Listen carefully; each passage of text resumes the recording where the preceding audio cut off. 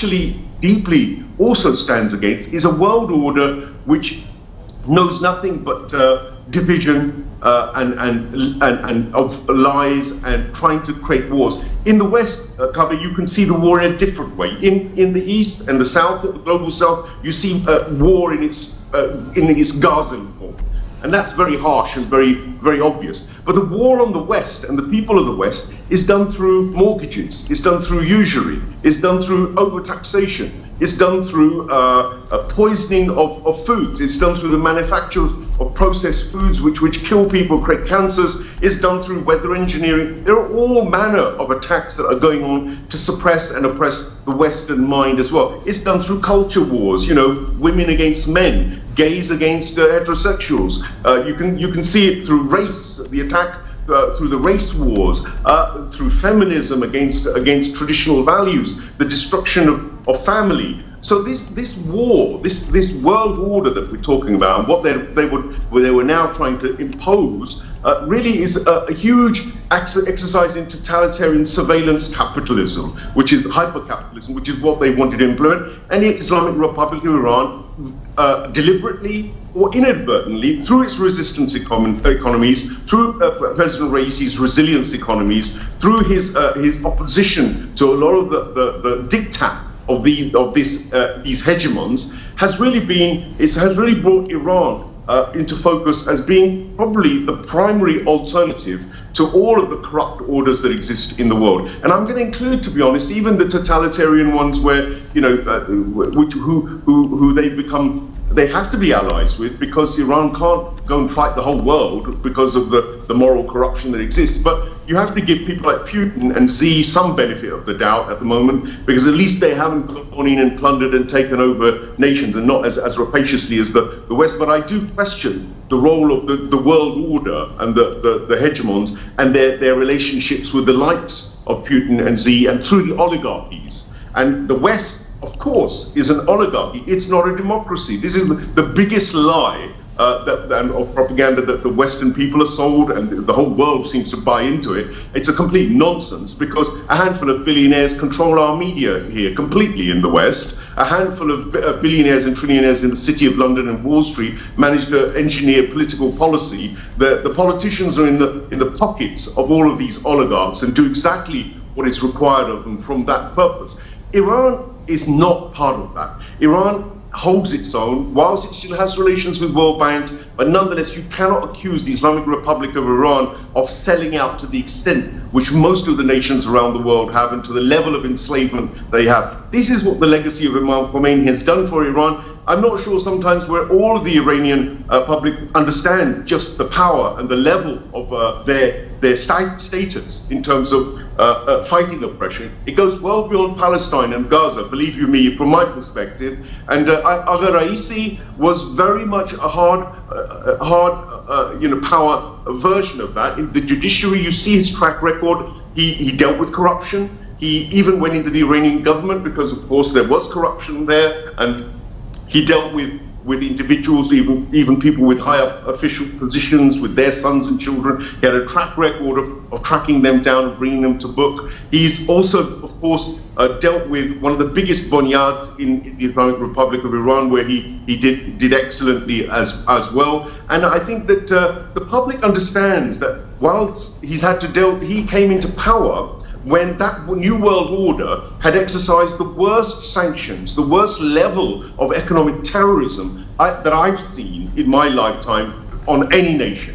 So Agha Raeesi took over at a time when Iran was in a huge crisis from that economy and from COVID as well. Don't forget COVID, and let's not get into the conversation about what COVID was and who engineered it and what its purpose was. But the reality is it had left even Iran in a huge economic problem as well. And yet he's managed to guide Iran steadily back to now being, producing more oil, and to increasing its export revenues, to building up internal economies where the mining of Iran and the products of Iran are still sold around the world, in spite of American sanctions, which basically threaten the majority of the world with all sorts of economic terrorism and other kind of terrorism if they trade with Iran. So yet still under these absolutely diabolical economic terror conditions, Iran has nonetheless survived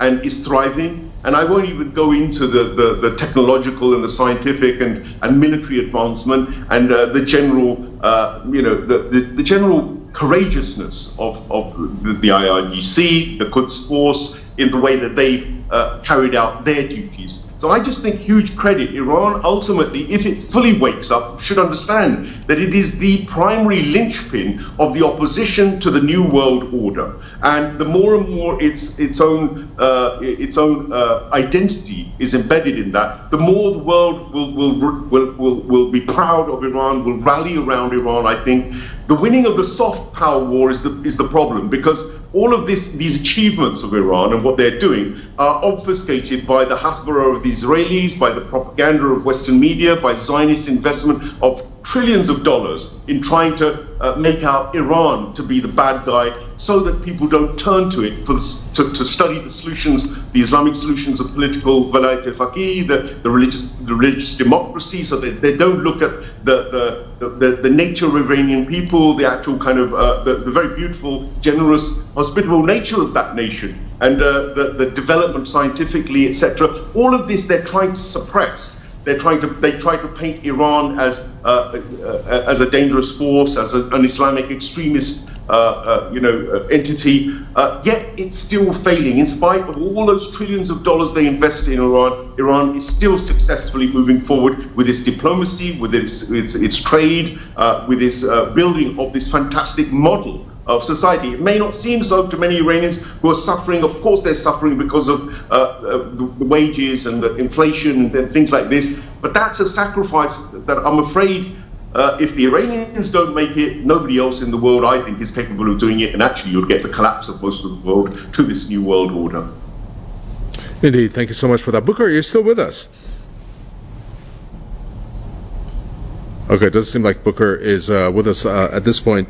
No, I am with you. Very good, Booker. So we were talking about, well, Mohd Abbas was talking about the New World Order. Many are questioning where to now. I mean, we're still too early in the game to talk about where the Islamic Republic is going to be. But I think the line that it has carried, and as it's been exemplified and displayed by the different presidents from the previous administrations, is pretty clear.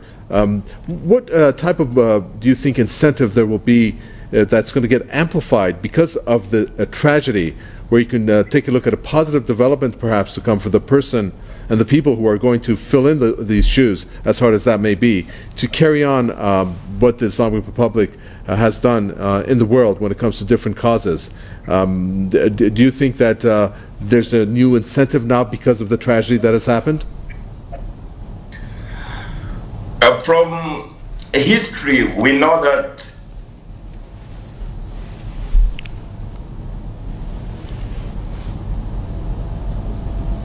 Booker, are you with us?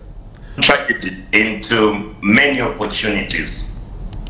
Remember, this is not the first time that the Iranian people are having such a tragedy, but we are confident that they are going to turn around this tragedy into an opportunity to advance the Iranian project and the new project of the entire global South, because the Iranian people and the Iranian nation is a key player in terms of the the global arrangement. And we know that many President Raeesis are going to emerge and to take up this project even in a more determined way, as had been shown by the late President Raeesi, because the Iranian population is a good breeding ground for leaders that are clear, level-headed, and that can lead a country to prosperity. So for us, we can mourn the late President Raeesi, but also we must show great confidence in the Iranian government, in the Iranian people, that the surest route of martyrdom always inspires many generations. And I think President Raeesi will live in the Iranian hearts and the hearts of the global South particularly, and the hearts of the Palestinian people for many, many years to come, and a generation, even though today he has physically disappeared. But his spirit will continue to inspire many young souls to continue to advance the most urgent project, which is to bring sustainable peace and justice to the rest of the world, and to continue to advance the most important project, which is the dignity for everyone, and particularly the dignity for the global South. And if you even had a look at the tilt in terms of anti-terrorism credentials that the Iranian administrations have had, we cannot go without mentioning it in celebrating the life of the late President Raeesi. Because remember, when the United States imperialism and the dominance class in the global North were financing extremist groups like Daesh in the west of Asia, it's important to acknowledge that it was only the powerful and the mighty Iran that was able to defeat these extremist groups and turn away the project of terrorism against the population in the west of Asia. This is important for us to celebrate, that the very people that were financing extremist groups in the west of Asia to cause instability and to bring out the hegemony of the Zionist entity Israel were humiliated. But they were not humiliated by just talking at them. They were actually defeated by the heroic people of Iran under their able leadership. So it's important for the whole world to learn from the Iranian people that even though such a tragedy can befall a nation or a people, such tragedies can also be an opportunity to advance the national and the international project that bring remembrance to the very principles that the departed president, the late President Raeesi, his principle, his beliefs, that we can continue to remember him in all the public spheres, in all our political, social, and economic spaces, and bring out his ideas to fruition. And at the very end of it, we think that the Iranian people will turn the tide and even become more prosperous and more victorious in their project. We do not see that the events of the last 2 or 3 days have even shown firmly that the Iranian administration was indeed prepared in case of any eventuality to maintain the dignity of the Iranian state, the stability, and the continuity of the Iranian project. So we are confident, and all we want to do is to wish the Iranian people well and to tell them that the global South is firmly with them, and all the peace-loving people in this globe are totally with them as they face this difficulty. But we know for sure that the projects of the late President Raeesi and its leadership will continue to reign, and the Palestinian cause will be fought to its final conclusion, and we will celebrate again the successes of these projects, even though in his absence. But for us, it will be a contributor to at least to memorize his death in a more dignified way by remaining true to the things that he believed in. Well, we are looking at a very optimistic tone that you've set when it comes to the Palestinian cause. And say, Mohsen Abbas, do you think that we will see a positive outcome coming based on the new page that was turned through the Operation Al-Aqsa flood?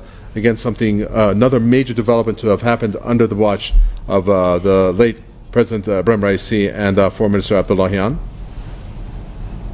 I think what we're seeing is the acceleration towards the absolute destruction of Israel, the self-destruction of Israel. That's the strategy. That's the very smart and very effective strategy that the Islamic Republic of Iran has really engineered and has been behind, because everything from the March of Return, if you analyze the situation of Palestine, before the March of Return, which I believe was a tactical ploy, which very likely the Islamic Republic of Iran think tanks were involved in, the Palestinian issue was dead. There was no mention of Palestine across Western media prior to that. The two-state solution had failed as well, so they'd killed that off. The Oslo Accords had proven a failure.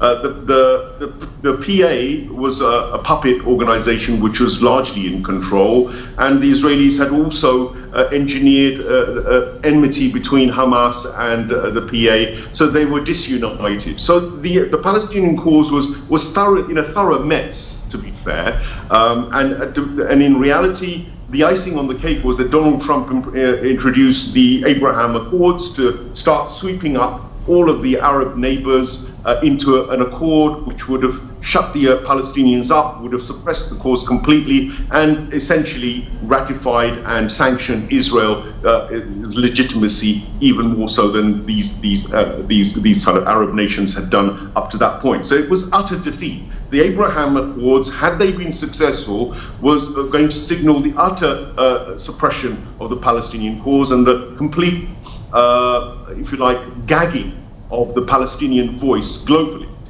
It is the March of Return which began the visible and vocal response to all of the suppression of the Palestinian voice. It is also the visits of the Al-Quds Force architect and mastermind, Haji Lieutenant General Qasem Soleimani, which gave the Palestinian resistance not only the tools, but also the know-how and the logistics to set up a resistance within occupied Palestine, which could genuinely stand up and give the Israelis a run for their money. And you're seeing the results of both those things today, both those things which are Islamic Republic of Iran architected policies. You're seeing the fruition of those.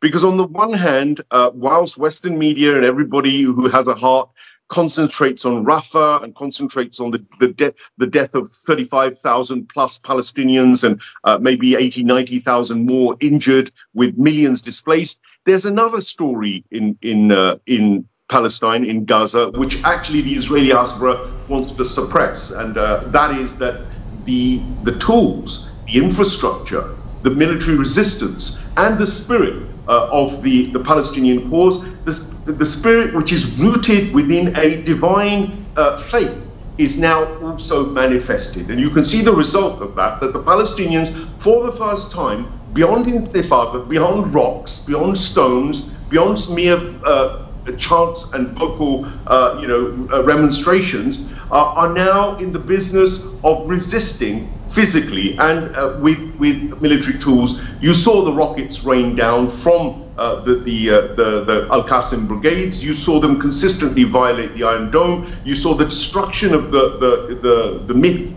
of Israeli invincibility. You saw the penetration on October the 7th of Israel's own so-called control of its borders. And I don't think that you can exclude Iran or President Raeesi or the axis of resistance from that scenario. And I think the success that we're seeing, and I see it as a success and the beginning of the end of Israel, is all being demonstrated there, because Israel itself internally, Kaveh, as you followed very, very carefully, they have huge discord within their political circles. They have huge discord amongst the people. There is a displacement now of all of the settlements that are in the north and down in the south, because the war has necessitated that hundreds and hundreds of thousands of Israelis are no longer able to occupy those settlements that they had occupied. You've seen a decline in the Israeli economy, so more pumping of cash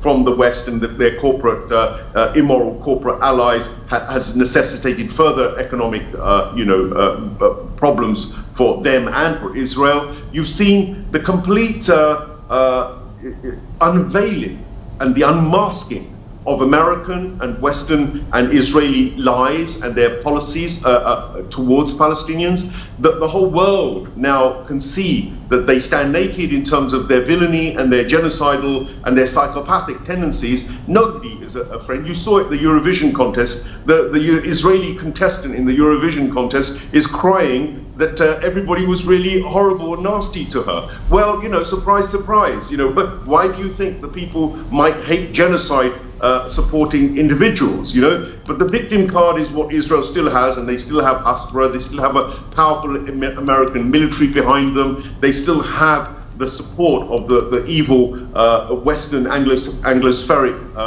powers. There's no doubt. But you can only sustain a project like Israel, a settler colonialist project, if you've got a buy-in from the people and if you can blind the world. The fact is, they now no longer have a full buy-in even from their own Israelis. You know, I've read reports of 800,000 homes allocated in Romania for people who are in Israel, Israeli citizens who will do an exodus if the war continues. So you're already seeing millions of Israelis beginning to use their dual nationalities to get the hell out of Israel because they can't cope with dying on a land that doesn't belong to them and where they are artificially transplanted. What they're relying on now is the bluff and bluster of the Americans. They're relying on the fake money that comes in. They're relying on the propping up of their boundaries and borders by their puppets, the American and Anglo-spheric puppets like the Jordanian king or the Egyptian dictator Sisi, or, for instance, you know, any number of those Arab nations who are acting as a buffer, UAE, Saudi Arabia, and even I'd say Qatar, to be honest. I'd put them all in the same basket because they all serve the Anglo-Zionist imperialists in one shape or form. Okay. Only Iran has consistently fought against this. Indeed. And they continue to, I think, dismantle slowly the Israeli entity. Thank you so much for that, Mohd Abbas. We do appreciate it. Live images from Tabriz still coming through for us. People obviously are out there in droves paying their respect to the caskets that I believe have traversed through this particular road that people have congregated on.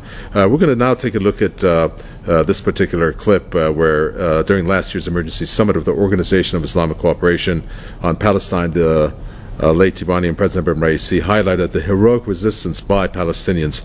Let's listen to the full speech that he delivered at the gathering of the 57-nation bloc.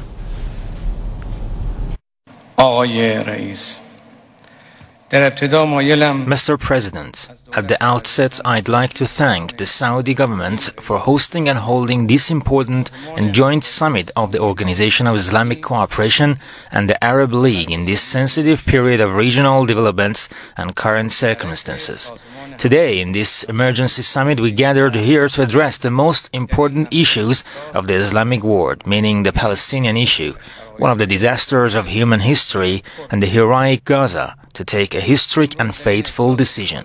All the problems of the Islamic world are solvable in the light of unity and cohesion. Relying on God Almighty and His absolute power and trusting in the abilities and capabilities of the Islamic world is the way to save the Islamic Ummah, and not trusting in the controlling and hegemonic powers. The Islamic Republic of Iran has pursued a policy of good neighborliness and harmony and opened its arms of brotherhood and friendship to all Islamic countries. O my brothers in religion, today is the day of action. Today is a historic day in the heroic defense of Al-Aqsa Mosque. Today is the day of conflict between the right and the wrong, and the fabricated entity of Israel is a pharaoh of our time and a symbol of atrocities on earth and the killing of innocents. The million-strong demonstrations across the globe indicate that the Palestinian issue is in the hearts of the peoples, and so far this day is the day of the victory of blood over sword. What happened in the Gaza Strip over the past weeks is a shameful and historic disgrace to morals, law, and humanity. Gaza is oppressed by the hero, bloody but proud. Known as the largest open-air prison in the world due to the complete sea, land, and air blockade in the last 2 decades, it destroyed the fortress of the pharaohs and stood with empty hands and shone brightly. the occupying regime, in violation of all international rules, launched a fierce attack on the Gaza Strip using indiscriminate bombing and the use of phosphorus bombs and other prohibited weapons with the aim of genocide, and turned half of the Gaza Strip into a hill of dirt. To date, more than 11,000 innocent people have been killed, in addition to more than 3,000 people remaining under the rubble, and most of the victims are innocent women and children. The killing of medical staff and reporters and the bombing of hospitals are part of these horrific crimes. The worst thing is the likely loss of the lives of victims who have not received medicines and medical supplies due to the siege of the Zionist regime. These are all our children and family, and we must be accountable to the Almighty God. Indeed, what sin these children commit that they were killed. Today, the events in the Gaza Strip are a confrontation between the axis of honor and the axis of evil, and everyone must clarify which path they have fallen into, in the path of warriors or in the ranks of the destroyers of the human race. Honorable heads of Islamic Arab states, honorable secretaries general of organizations. Undoubtedly, the U.S. government is the main perpetrator and accomplice to this crime. Israel is the legitimate child of America.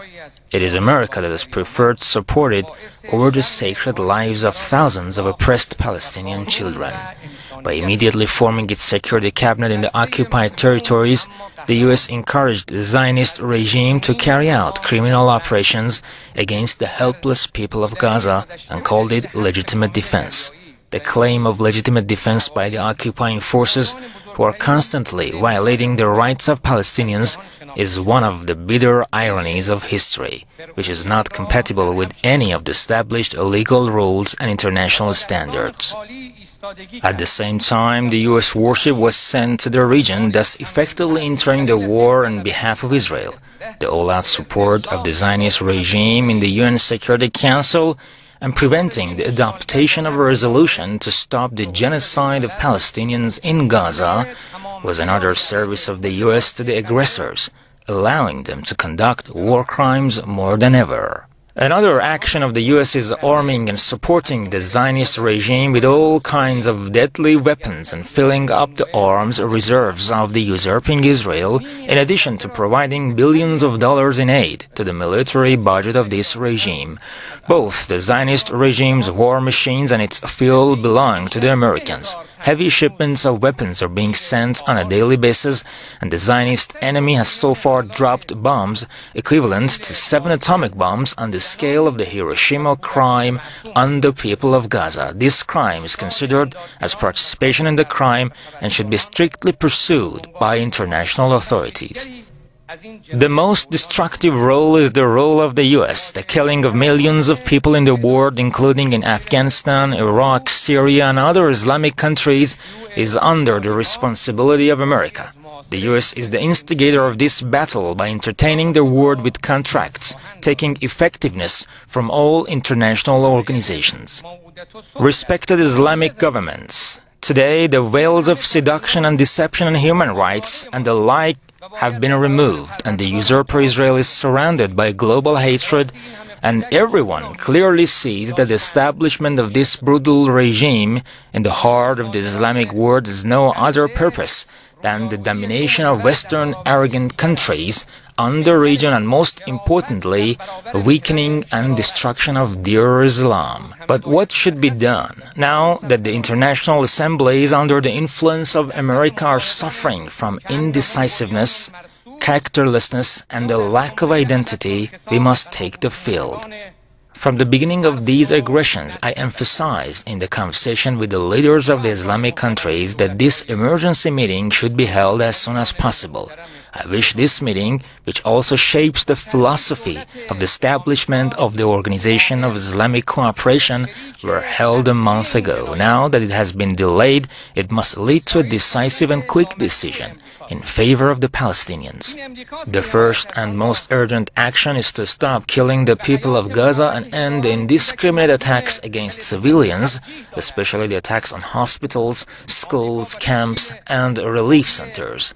It should not be allowed that the Zionist regime and its supporters simply seek to escape the pressure of public opinion and create tactical pauses to commit more crimes. All means should be activated to force America and the Zionist enemy to accept the immediate stop of the machine of killing people. We Islamic countries should know that if it were not for the resistance of the people of Gaza and the West Bank against the aggression and expansionism of the Zionists, if it were not for the resistance of Lebanon against the occupation and aggression of the regime, today many Arab and Islamic countries would be engaged in such a war with the Zionists. Second, the complete removal of the human blockade of Gaza and the immediate and unconditional reopening of the Rafah crossing with the cooperation of the Egyptian brothers for the delivery of aid and the entry of food and medicine into Gaza. The sending of humanitarian aid should be agreed upon by the honorable heads of the Islamic countries in this summit, and an executive committee should be formed to implement it. The drip-feed flow of humanitarian aid is not acceptable in any way. The crossings leading to Gaza must be opened. American and Western pressure is no reason to close the borders. Third, the immediate military withdrawal of the Zionist regime from Gaza. The land and government of Gaza has belonged and belongs to the Palestinians and the elected government of the Palestinian people, not agents who act under the influence of America and Zionism. Here I consider it necessary for all countries, including Islamic nations, to be vigilant in not paying attention to any American Zionist plan under the guise of participating in providing border security in the occupied and Palestinian areas, which ultimately helps or defends or justifies the occupation. Fourth, cutting off any political and economic relations with the Zionist regime by Islamic countries.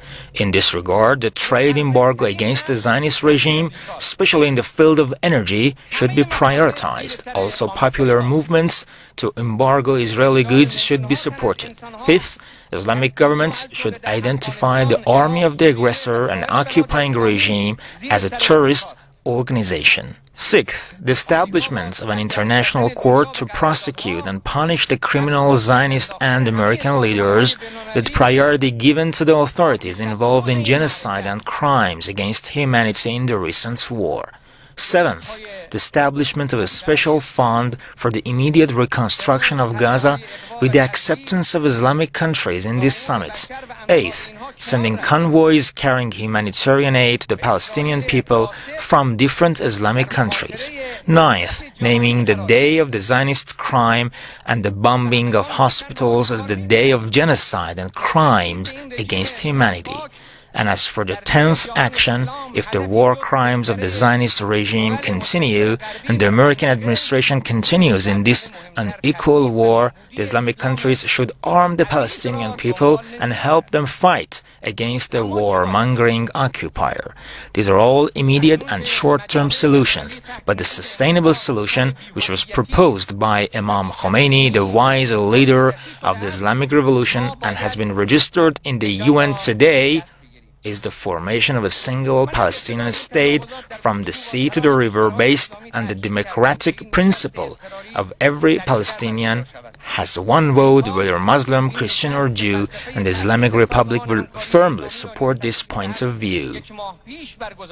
Esteemed heads of Islamic countries, in the past 70 years, all kinds of seemingly peaceful prescriptions have been proposed, which in the end were nothing but deception. Under the shelter of these tricks, the Zionist regime has continuously evicted and displaced Palestinians from their homes and houses, and by building settlements, they have settled an occupying military force in the usurped Palestinian homes. I'd like to declare that the Islamic Republic of Iran views the resistance to Palestine as a liberation movement, and that the policy of forced displacement of the people of the Gaza Strip is a continuation of violations and a war crime, and that preserving the Al-Aqsa Mosque and other holy places is a major necessity. What we repeatedly emphasized over the past years is being heard from the European and American peoples. And I hereby thank all the peoples who have shown solidarity with the people of Gaza. Today, Israel's crimes in Gaza are a reason for the awakening of people in the world. Today, attention must be directed to another topic, which is nuclear Israel, the only racist regime in the world that legitimizes the killing of children. This regime is not under the supervision of any international organization and threatens innocent people with atomic bombs. Respected heads of Islamic states, Mr. President, allow me to conclude with a few greetings. Peace be upon the oppressed children and martyrs in Gaza. Peace be upon the children who seek refuge in the Holy Quran near the Gaza collapses and recite its verses. Peace be upon the children who shiver from the severe injustice, fear and intimidation. Peace be upon my dear children in the Gaza Strip. Peace be upon you, you who gave meaning to resistance through steadfastness in the face of the most advanced global armies. Palestine is definitely victorious. Al-Quds is ours and victory is ours. May God's peace, mercy and blessings be upon you. Today, the issue of Palestine has become a symbol of continuous suffering of a nation that is deprived of all its rights. And the unequal war in Gaza once again put its undeniable truths in front of the eyes of the world. A nation displaced from own home or displaced in their own home has taught the whole world a lesson of resistance, sacrifice and martyrdom. The consequences and effects of this genocide and war crimes in Palestine will be imposed on the region and the international community for many years. We hope that these meetings will have practical results and won't remain only as a venue to simply express positions. We hope the UN High Commissioner for Refugees will fulfill its duties and pay attention to the welfare, education and living conditions of the refugees. The public opinion of the world, and especially the Islamic world, strongly expect us to come up with important recommendations and measures as a result of this summit, including 1. Emphasizing the establishment of an immediate, complete, unconditional and permanent ceasefire in all areas of Gaza, including in Rafah and even the West Bank. 2. The complete lifting of the inhumane blockade of Gaza. 3. Exchange of prisoners. 4. Obligating the Israeli regime to conduct an immediate, complete and unconditional withdrawal of all military forces and their equipment from Gaza and securing an international guarantee for the safe return of the people to their areas and places. 5. Imposing an immediate arms and trade embargo against the Israeli regime. 6. Supporting the provisional binding order of the International Court of Justice and providing the ground for the trial and punishment of all the commanders and the perpetrators of the Israeli crimes. To ensure peace and security in the region and the Islamic world, the rogue and occupying Israeli regime must be stopped, brought to justice and be punished. Between us and the occupying regime of Israel is that neither of us believe in the two-state solution, because Israel does not believe in a two-state solution. As I said, that there needs to be one government, one ruling system in the Palestinian territories. There should be one that is determined by the people of Palestine. And Israel also believes that there should be only one government, one state, that is Israel, in all the Palestinian territories. So this is the only thing that we have in common during the Trump time. Even in the Biden time, we see that in practice, even the two-state solution has been ignored. This is what we are saying. The people of Palestine, the original ones, as I repeat, the Jews and the Christians and Muslims, they themselves should decide about their future. The late Foreign Minister Hussein Amir Abdullahian there. Very surreal when you take a look at the work that these two officials did on the international arena for the Islamic Republic, where it just seems like it was just days ago where everything was okay in that regard, and they were moving along and looking for, as evidence from the statements that are made, justice for the Palestinians. Prior to that, we were listening to the late Ibrahim Raeesi during last year's emergency summit of the Organization of Islamic Cooperation on Palestine.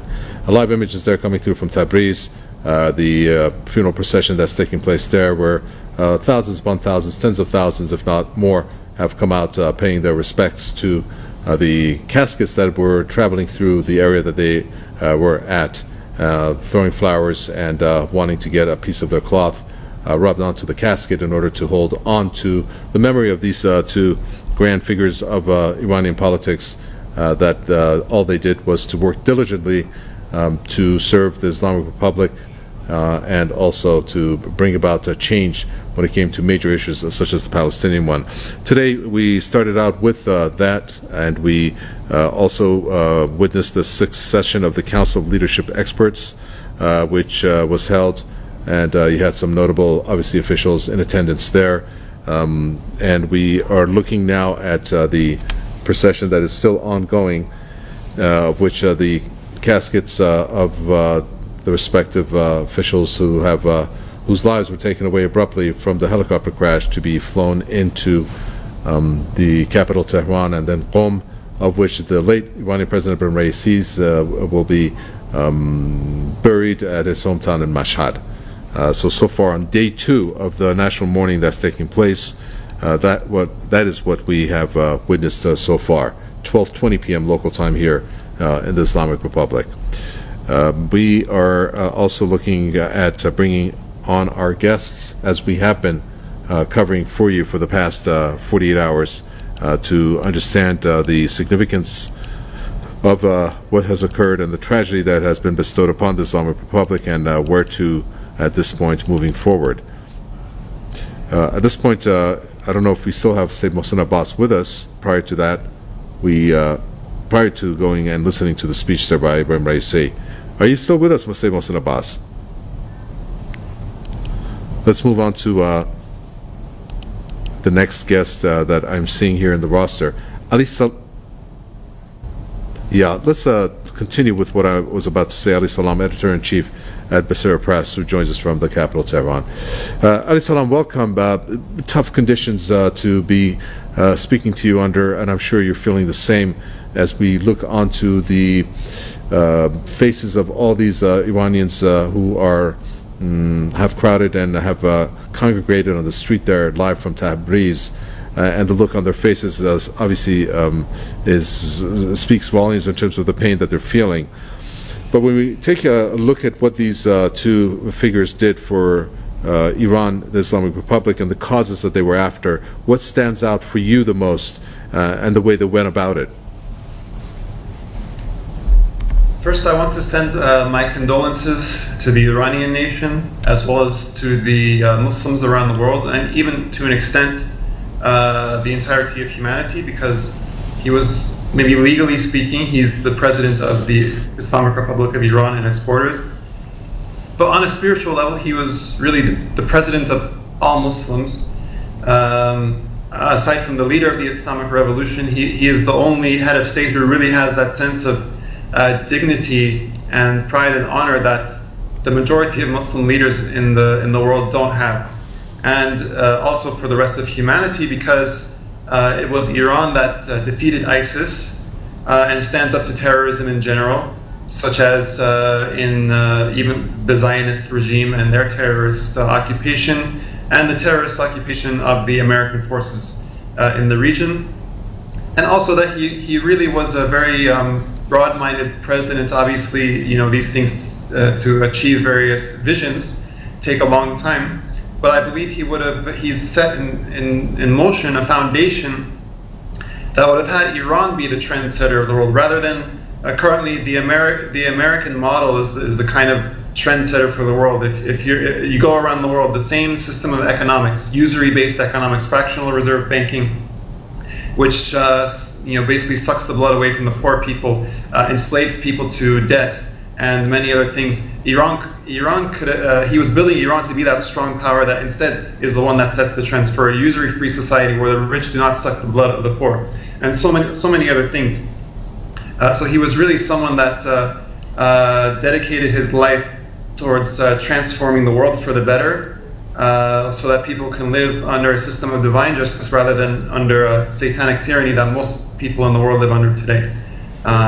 So the thing that stood out for me the most, I can speak on my own personal experience because I was born in the US.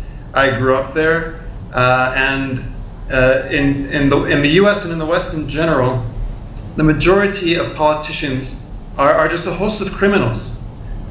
The wars that they wage, how many children do they kill? Domestically, with, as I mentioned, the economic policies of usury and fractional reserve banking, how much of the wealth of the people do they suck away through inflation and through other things that intentionally concentrate the wealth of the nation in the hands of a few, and they don't care about the rights of the labor pool in the U.S. They're happy to ship off all the jobs overseas and leave people with nothing, closing down the factories and everything like that.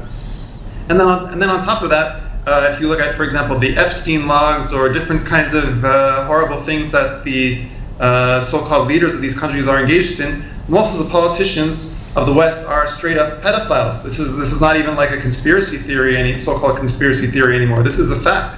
So when you have an honest and decent leader who is not like that, who is not those absolutely horrible, like, how can anybody tolerate having a pedophile like Joe Biden or Donald Trump or Bill Clinton as a leader, let alone all their other host of crimes? So to have a decent leader, many people may not appreciate this point. Like when you, especially when you look at things in contrast, you get to really appreciate what kind of leader and sincere leader Shahid Martyr Raeesi, may Allah have mercy on his soul and on his family, what kind of a leader he really was. Sometimes it's very hard to try to put the notion of the West and the policies that they had, in particular from the U.S. and its allies, which are vassal states of it perhaps, like the UK and France, into the context of the tireless efforts of the late Iranian President Ibrahim Raeesi, and the principles that he was after in terms of what he wanted to do. Because of the way that they have, in a very twisted way, demonized not only the Islamic Republic as a whole, but the Iranian president along with that. And the past 48 hours, ever since his martyrdom, we have seen the way that they are describing him in a very vulgar way, which is not even worth mentioning, given the fact that he has unfortunately passed away at this point.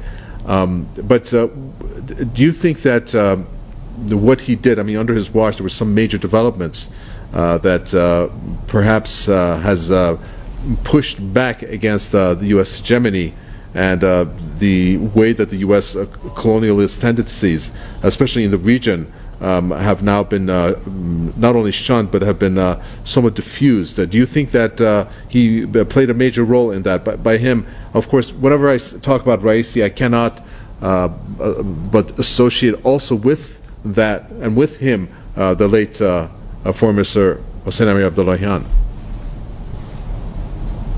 Definitely. Well, the two of them were really a pair that shifted the power, both economic, political, and diplomatic power, away from the West. And the West shot themselves in the foot, anyways, when it came to all their sanctions on Russia and anyways. But this was something that was just a tumbling effect. That Iran and the martyr Raeesi really made great use of, for the benefit not only of Iran, but for developing countries around the world who would have otherwise been kept down and kept in a miserable state if it wasn't for this shift of power. So I think if you just look, he hasn't even been president for 4 years. And this is amazing what he's been able to do in less than 4 years. He basically turned around Iran's economic situation. Now it's not totally out of the woods yet, but it has that foundation and it has that trajectory. Had he not taken those steps, it would have been an actually opposite trajectory, a hopeless trajectory, and a downward trajectory. He did more in less than 3 or 4 years than what was done in the 8 years prior to him, because there's some political segments in Iran that believe in sucking up to the West, and also copying and pasting its capitalist neoliberal policies, which even in the West cause economic problems and poverty. So imagine copying and pasting such policies onto a country that has sanctions, that has all kinds of other problems. It would obviously compound such problems and make such things even worse. So he was actually reversing that. Instead of pegging Iran's economy to the not so goodwill of Western powers, he branched out to neighboring countries, to other continents. We saw both the oil and non-oil exports of Iran greatly increase all across the board. From every quarter or every year, the stats were up as to what they were in the times prior. Now you have, for example, Iranian cars being sold to Russia and Venezuela and neighboring countries, and all other kinds of Iranian non-oil exports, which is also important because a country that essentially relies on oil is having a house of cards. We can look, for example, at the Gulf Arab states like UAE or Saudi Arabia or Qatar, who rely mostly on tourism and oil. And when a small virus like COVID happened, everything gets shut down, their economies get tanked. So Raeesi was really helping to put Iran on a solid foundation so that they don't have to rely on the West, or even if some, global disaster happens, like a man-made virus created by the West and the Zionists, like the coronavirus, they have a level of immunity to that, rather than if they were only reliant on oil. So the manufacturing and exports of Iran greatly increased under his tenure. Good relations with neighboring countries increased, and many deals that were signed under his watch, and also under martyr Hussein Amir Abdullahian as kind of like, his right arm in securing many of these deals that should have been signed a long time ago, but weren't because of the sense of wanting to just go and beg from the West instead of focusing on other areas. So he really was, as the leader of the Islamic Revolution said, he was a person who did not know what tiredness is, because he was working day in, day out. Every day, him or martyr Amir Abdullahian in another country signing some economic or other kinds of agreements. So it was very, very profound what he was able to do in such a very short period of time. Yeah, indeed. And that was one of the things that actually he was commended on, even by people who did not approve of him, whether it was domestically or from abroad, internationally speaking, because he was very, how can I say, extended himself to the fullest that he could. The trips that he made overseas only mirrored the number of trips that he made actually within the country. He was an avid believer in the fact that he had to go to the scene and be there. One of the things that he did at every opportunity, which really stood out because it was maybe over the top, was the fact that he, at any point in time, took advantage to highlight the Palestinian cause. How much of a contribution do you think he made in that regard?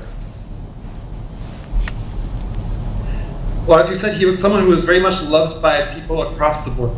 Doesn't matter which background they come from, even if they politically disagree with him. He stood by his principles, but he was still very amicable, and that he had this sense of self-respect in himself and his religion and his country's capabilities.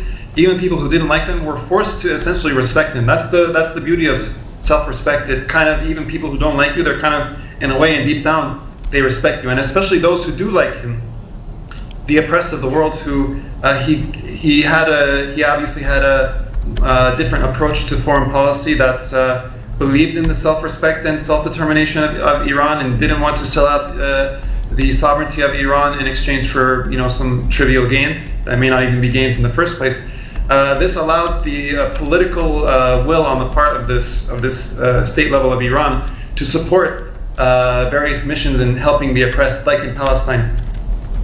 He was definitely the Truthful Promise operation was definitely something that's historic in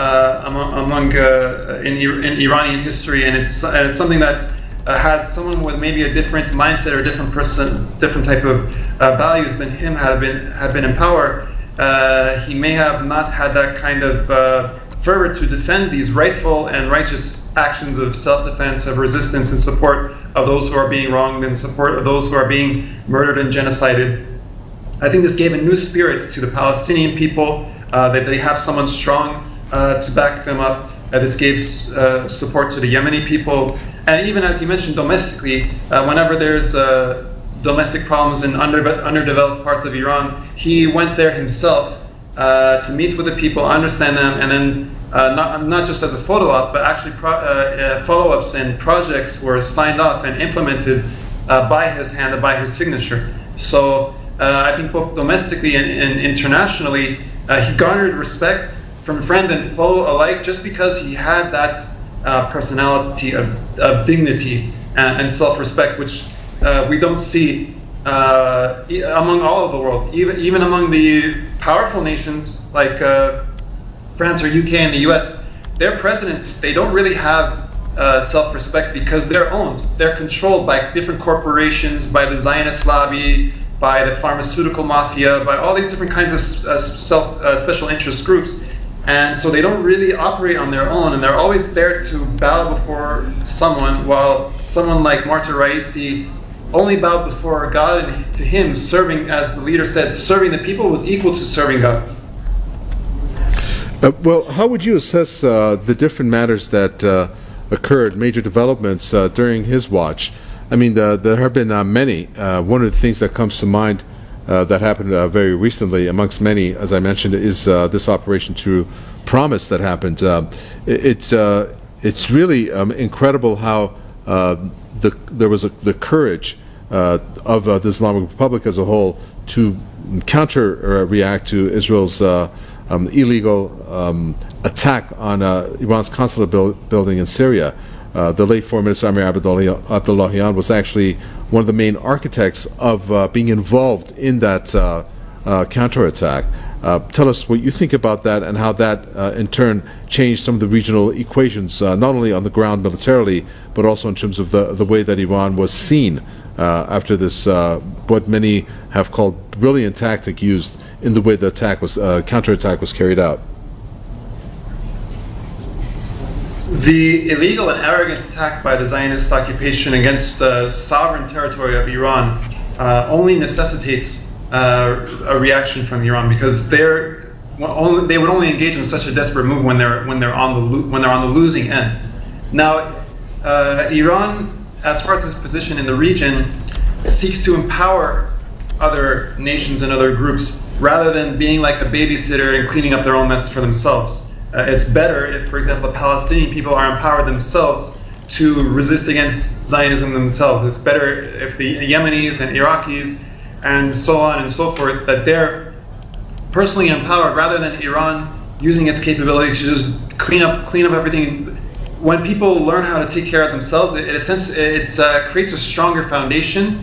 It's not something that can be eliminated. Whereas if Iran just does everything, then the people don't know how to stand up for themselves, and they can easily get taken over again. So it's not theatrics, as some insincere people may say about such a thing. It's part of Iran's strategy, because they're so used to the United States and Europe viewing the entire world as puppets and proxies and everything like that they do everything directly. That there's no way that another country can actually have a sense of respect for their allies and a sense of mutualism rather than like paternalism. It's a very beautiful way that Iran approaches its allies. It's not condescending. It creates a good foundation.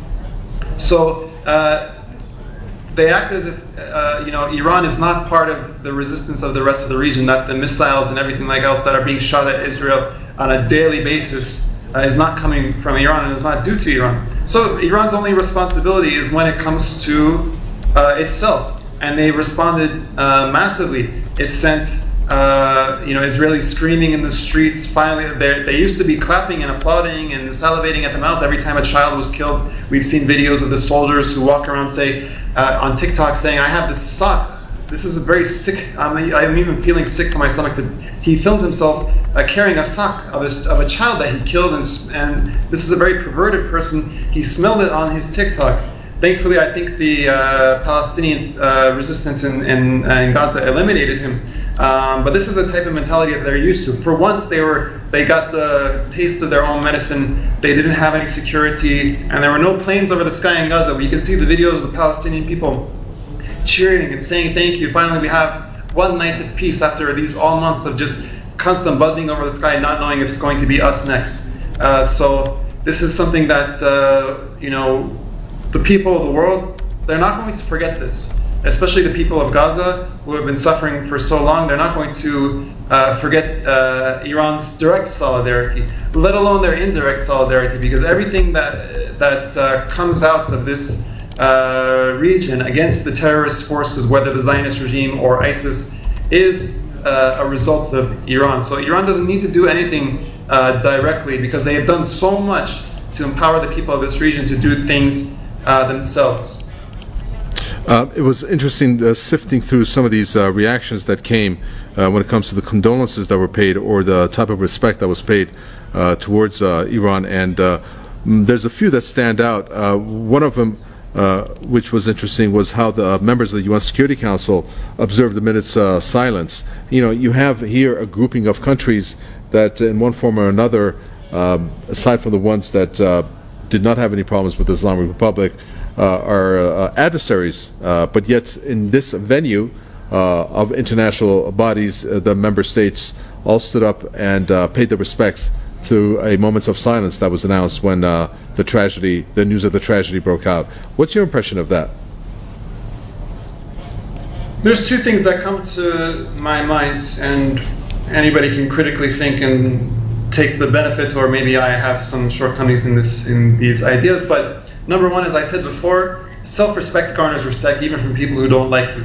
He was a very sovereign and respectable and dignified leader who did not bow before anyone else. He was a servant of God and then a servant of the people, not only of Iran, but around the world as well. He was not there to beg from or seek concessions from the most satanic and psychopathic criminal powers of the world for some breadcrumbs off the table. So they had no choice but to respect him, because he commanded respect across the board just from his dignified and self-respecting demeanor. The second thing that comes to mind is removing potential culpability if this was not an accident. Because Azerbaijan is a home to Mossad, is a home to CIA.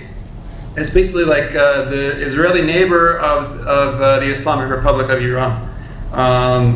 And even historically, it's been a part of Iranian territory anyways, but the Tsarist Russian Empire and the British, you know, kind of carved it up and made Baku to be an independent territory. So it's been a home for spy operations for the Mossad, and it's kind of, Azerbaijan is also used as a thorn against Russia as well, to kind of create instability for both Iran and Russia mutually.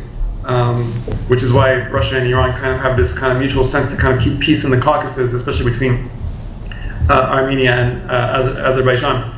So being there on the border, it's possible that I hope there has been an investigation ordered, and we will see the results of this investigation. And I hope to God that no stone is left unturned to find out who did this and how, if it was not an accident. That there may be some jamming of GPS or radar or something like that using electronic weaponry. How exactly this happened, that there were 3 helicopters and only one of them went missing, especially the one that just happened to have all the important people of the head of the government inside. It doesn't seem like an accident, especially there was an assassination attempt in Slovakia, not just against a random leader, but against one who just happened to be anti-NATO and having a realistic pragmatic approach to the situation in Ukraine. He got shot randomly. These types of things tend to happen against those who stand up to the criminal mafias of the world. So I wouldn't be surprised if this was not an accident, but at the very best, if it is an accident, well, the sanctions worsen the safety quality of the Iranian aviation industry. So at the very least, these powers have some kind of culpability in this tragedy, whether directly using some kind of electronic warfare, jamming of the helicopters' navigational systems, or just by a very, kind of several degrees of separation through the sanctions that cause various problems for the safety quality of the Iranian aviation industry. Yeah, that's a box that's I think would be a little bit too early to maybe open up at this point, but definitely points well taken in terms of how you view cautiously the area where obviously Azerbaijan is in terms of it being home to CIA and the Mossad, etc. But we have to wait and see once that investigation is complete, because I'm sure you're aware of the, especially on the social media side and on the net, there's speculations abound in terms of what has occurred, and many are pointing to that direction. But nevertheless, we're going to leave that to the side at this point, and we're looking at the way that this news is being viewed by some in the West, that there is going to be a power vacuum. They're looking to sow discord through any which way they can in terms of exploiting the tragedy that has happened. But I think that those types of games, if I can call it that, by the West and the U.S. Perhaps and its allies, are tired, and people are seeing through that. Do you think so? Yes, I think this is just a desperate attempt. First of all, there is no power vacuum, even just on a very logical basis, because the vice president has a system just like any other country. In the case of emergencies like this, that things don't get interrupted, and someone who is qualified is able to take the charge until another election or something other than that. So there is no power vacuum. There is a person who has taken the reins of all the people who were martyred in this crash, and then there will be an election in 50 days. Now, every time they try, and as you said, we don't know if this was purely an accident or something like that. We should, obviously be balanced and wait for facts to come out before jumping to conclusions one way or another. But we can look in the past of the history of leadership within the Islamic resistance axis, whether people who have died out of natural reasons or whether people who have been assassinated. And in this case, we don't really know which way yet. But for example, Imam Khomeini died of natural causes. He was replaced by Ayatollah Khamenei, who was as qualified and continued that same visionary mission, and honestly made Iran stronger based on the foundation that Imam Khomeini left. So it's not like Iran became weaker afterwards. So that's in the case of a natural cause. Or we can look, for example, to Hezbollah. When they assassinated cowardly Syed Abbas al-Musawi and his wife and his baby child in a cowardly terrorist attack on his motorcade, he was replaced with Sayyid Hasan Nasrallah, may Allah prolong his life, who was an even bigger nightmare for the Zionists and led to their defeat in 2000 and 2006, and currently what's going on in the border, and also everything in between, such as the victory of the maritime negotiations. So it seems like no matter which choice the Zionists and the Americans make in terms of assassinations, for example, it ends up becoming bad. If they leave the person alive, their power is diminished. If they kill the person, someone stronger comes and like Imam Khomeini, they feel like, oh, it's over. No, someone comes back. That's because God is on the side of this part of this system and this Islamic revolution and this part of the world. So no matter which way it goes, it will always be against their favor. Even, for example, they assassinated the former president of Iran, Shahid Martyr Rajai and Martyr Bahonar. Immediately afterwards, Ayatollah Khamenei, who's the current leader, became president. He was one of the best presidents and one of the most strongest presidents, independent presidents of Iran in history, aside from and Martyr Raeesi, I think, really kind of picked up where that left off, that hadn't been seen in a while. Even if other presidents may have had good traits, he's very different, he's very special. So perhaps someone else who may not even be as well known, but someone who was also both a man of the people, also a man of principles. Because there are people who have principles, but they may be more intellectual, and they go over people's heads, and only a few people can understand. He was really someone who was relatable. That was what was really special about Martyr Raeesi. But there's always in a very large country that promotes morals and principles and self-respect and everything like that, there's always someone who's going to take example, and especially through the divine phenomenon of martyrdom. It kind of brings a spiritual life to the people, and hopefully also to, in the sense, the political system, that there will be someone in the elections who may be among people who are already known, candidates who have run in the past, or prominent politicians, or may even be someone who's lesser known but just as much qualified, and who hopefully continues the spirit both of having principles and intellect and everything like that, but also being relatable and amicable to the people of the country and also of the world. Well, it's quite extraordinary taking a look at their report card, both the late Raeesi and also Abdullahian. The way that the Islamic Republic's ideals have been carried out based on the predecessors and based on just the efficiency of the manual, whether it's through the Constitution or through the way that the Islamic Republic has been following its convictions as carried out through the duties of the people who are in charge, like the president, the foreign minister, points to the fact that, and I think as you mentioned, that this is not a people-centered or person-centered type function, maybe unlike other countries. But it'll be interesting to see who is going to fill the shoes of these two grand figures. What are we looking at when it comes to the future in terms of the type of approach that Iran is going to have when it comes to different issues that it is dealing with? From what I'm guessing, there's not going to be much of a change, except for the fact that whoever takes over is going to have this not only added responsibility, but an added motivation because of the tragedy to go after the job and fulfill the objectives and the responsibilities with much more fervor, if you may.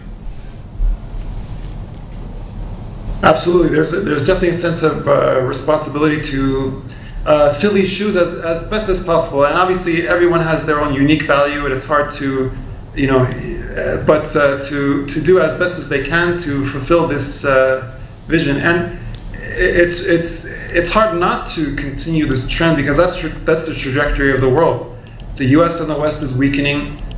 We don't know how the dollar will be in a few years. If maybe it will end up being in the state of some of these other currencies that are going haywire with inflation. The tables may actually be turned due to the house of cards nature of the Federal Reserve System, fractional reserve banking, and the global reserve currency, which many countries are turning away from. Even American allies like Japan are doing trade and other than the dollar with other countries. So it's only natural, it's the logical thing to be a part of this growing trend, which creates greater economic stability and security, and creates a sense of self-respect for all nations, that they can determine their own futures and their own destinies without having to basically follow the diktats, not only politically but culturally and philosophically. I mean, the U.S. model has really destroyed young people around the world with these notions of hedonism and individualism and everything that comes with the godless liberal model that they promote as so wonderful. It's something that allows the world to kind of take a breath and find a new footing, because there's so much misery going on. There's so much poverty, both economic and spiritual poverty. And so this was something that Mohd Raeesi was really trying to set forth, at least the foundation, because these fruits, the seeds that he planted will take many years, and we'll see the very beautiful fruits and flowers that it will blossom. So I think the natural trajectory of the decline of the West and the rise of the East, I really do think that the top powers of the world will be Russia, Iran, and China. I don't think that in a few years the West will be as relevant as they were before. And saying this now may make more sense than if I were to say it 3 or 4 years ago. People will think I'm crazy, but ever since the martyrdom of Soleimani, everything has been speeding up. Ever since then, the West has kind of been on this decline, mostly of their own doing. Iran and other people who may not take kindly to Western hegemony and Western arrogance didn't really have to lift a finger. They kind of just sat back and relaxed and watched them shoot themselves in the foot. So this trajectory is going to continue, and so who's ever next is going to help to fulfill that vision and plan to make Iran one of the premier powers in the world, not only economic but politically, diplomatically, militarily, and hopefully also culturally and spiritually, because there's a great spiritual poverty in the world from godlessness and hedonism and immorality that many people in the world are actually turning away from and beginning to feel thirsty for a sense of divine justice and God-serving purpose in life. So I hope that this trend will continue in the future. Well, you said something that has somewhat had my curiosity on, and that is the fact that why it appears, at least the appearance is such that under the short, even the short time that Raeesi and the late Raeesi and Abdullahian were in power, that there's so many things that happened. And you mentioned the fact that it seems like that acceleration began ever since the martyrdom of the late General Qasem Soleimani. Is that the reason, or are we looking at other things that have transpired that led to so many major developments to happen in the past few years under the late Raeesi, Ibrahim Raeesi's watch? Well, there were lots of things that weakened the Western powers prior to 2020, but they would have taken many, many more years and a kind of slower time frame and a slower trajectory to have happened.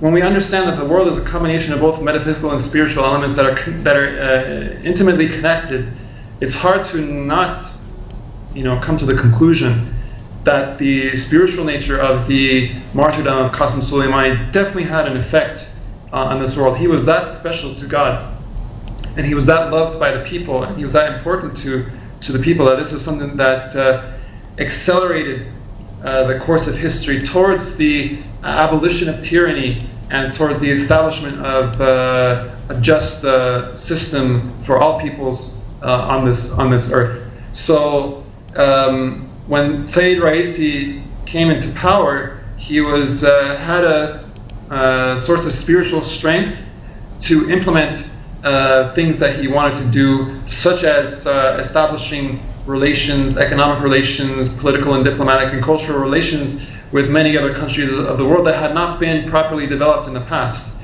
And he did this only in a very short time frame. So he was definitely had a momentum on his side, both in the physical sense and in the spiritual sense of the trends of the world. And he was helping to direct these things into a positive direction that allows countries to flourish and be on their own feet, rather than be dependent on arrogant and supremacist powers that, when it comes to their relations with other countries, they don't seek mutual aid. When the US or Europe are in Africa, for example, they only seek their own benefits. They take the minerals, they take the resources, but none of those are reinvested into the countries. The countries have the worst of infrastructures, and there's no rights for the people, even when it comes to the practical mining and extraction of these resources. We see children, often in very horrible conditions, taking out these resources that make the batteries for Elon Musk's Tesla cars or something like that.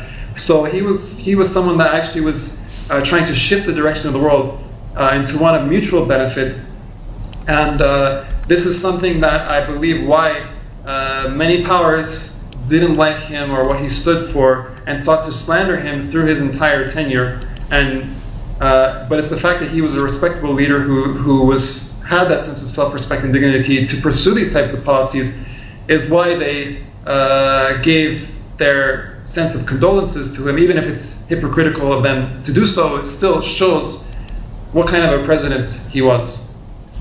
Indeed. We have seen the embrace that he had of the global south, and there are many countries that actually were gravitating and increased the number of countries to gravitate towards the Islamic Republic. Now, it could be for a variety of reasons. What comes to your mind as to why these countries would push back against the Western order and want to be associated and have a relationship with us because of trade or otherwise with the Islamic Republic? We can look at India, for example. India is a country that, on its level of its leadership towards its own people, is hostile towards Muslims and Islam, and encourages vigilante violence against Muslims, like with Modi and the Hindutva strain and radical Hinduism and everything like that. Still, he not only gave his condolences to Iran, but he was always having diplomatic relations. They signed deals. They're working with the ports and also through the north-south trade corridor, if I get the name correctly, but basically goods from India through Iran to the Caucasus and Russia as a kind of a trade route. So it's because they're as much as they may have issues with our religion, they still are practical and pragmatic. They understand that to keep their power, they should have economic stability, and they understand that the dollar long-term is not something that's stable.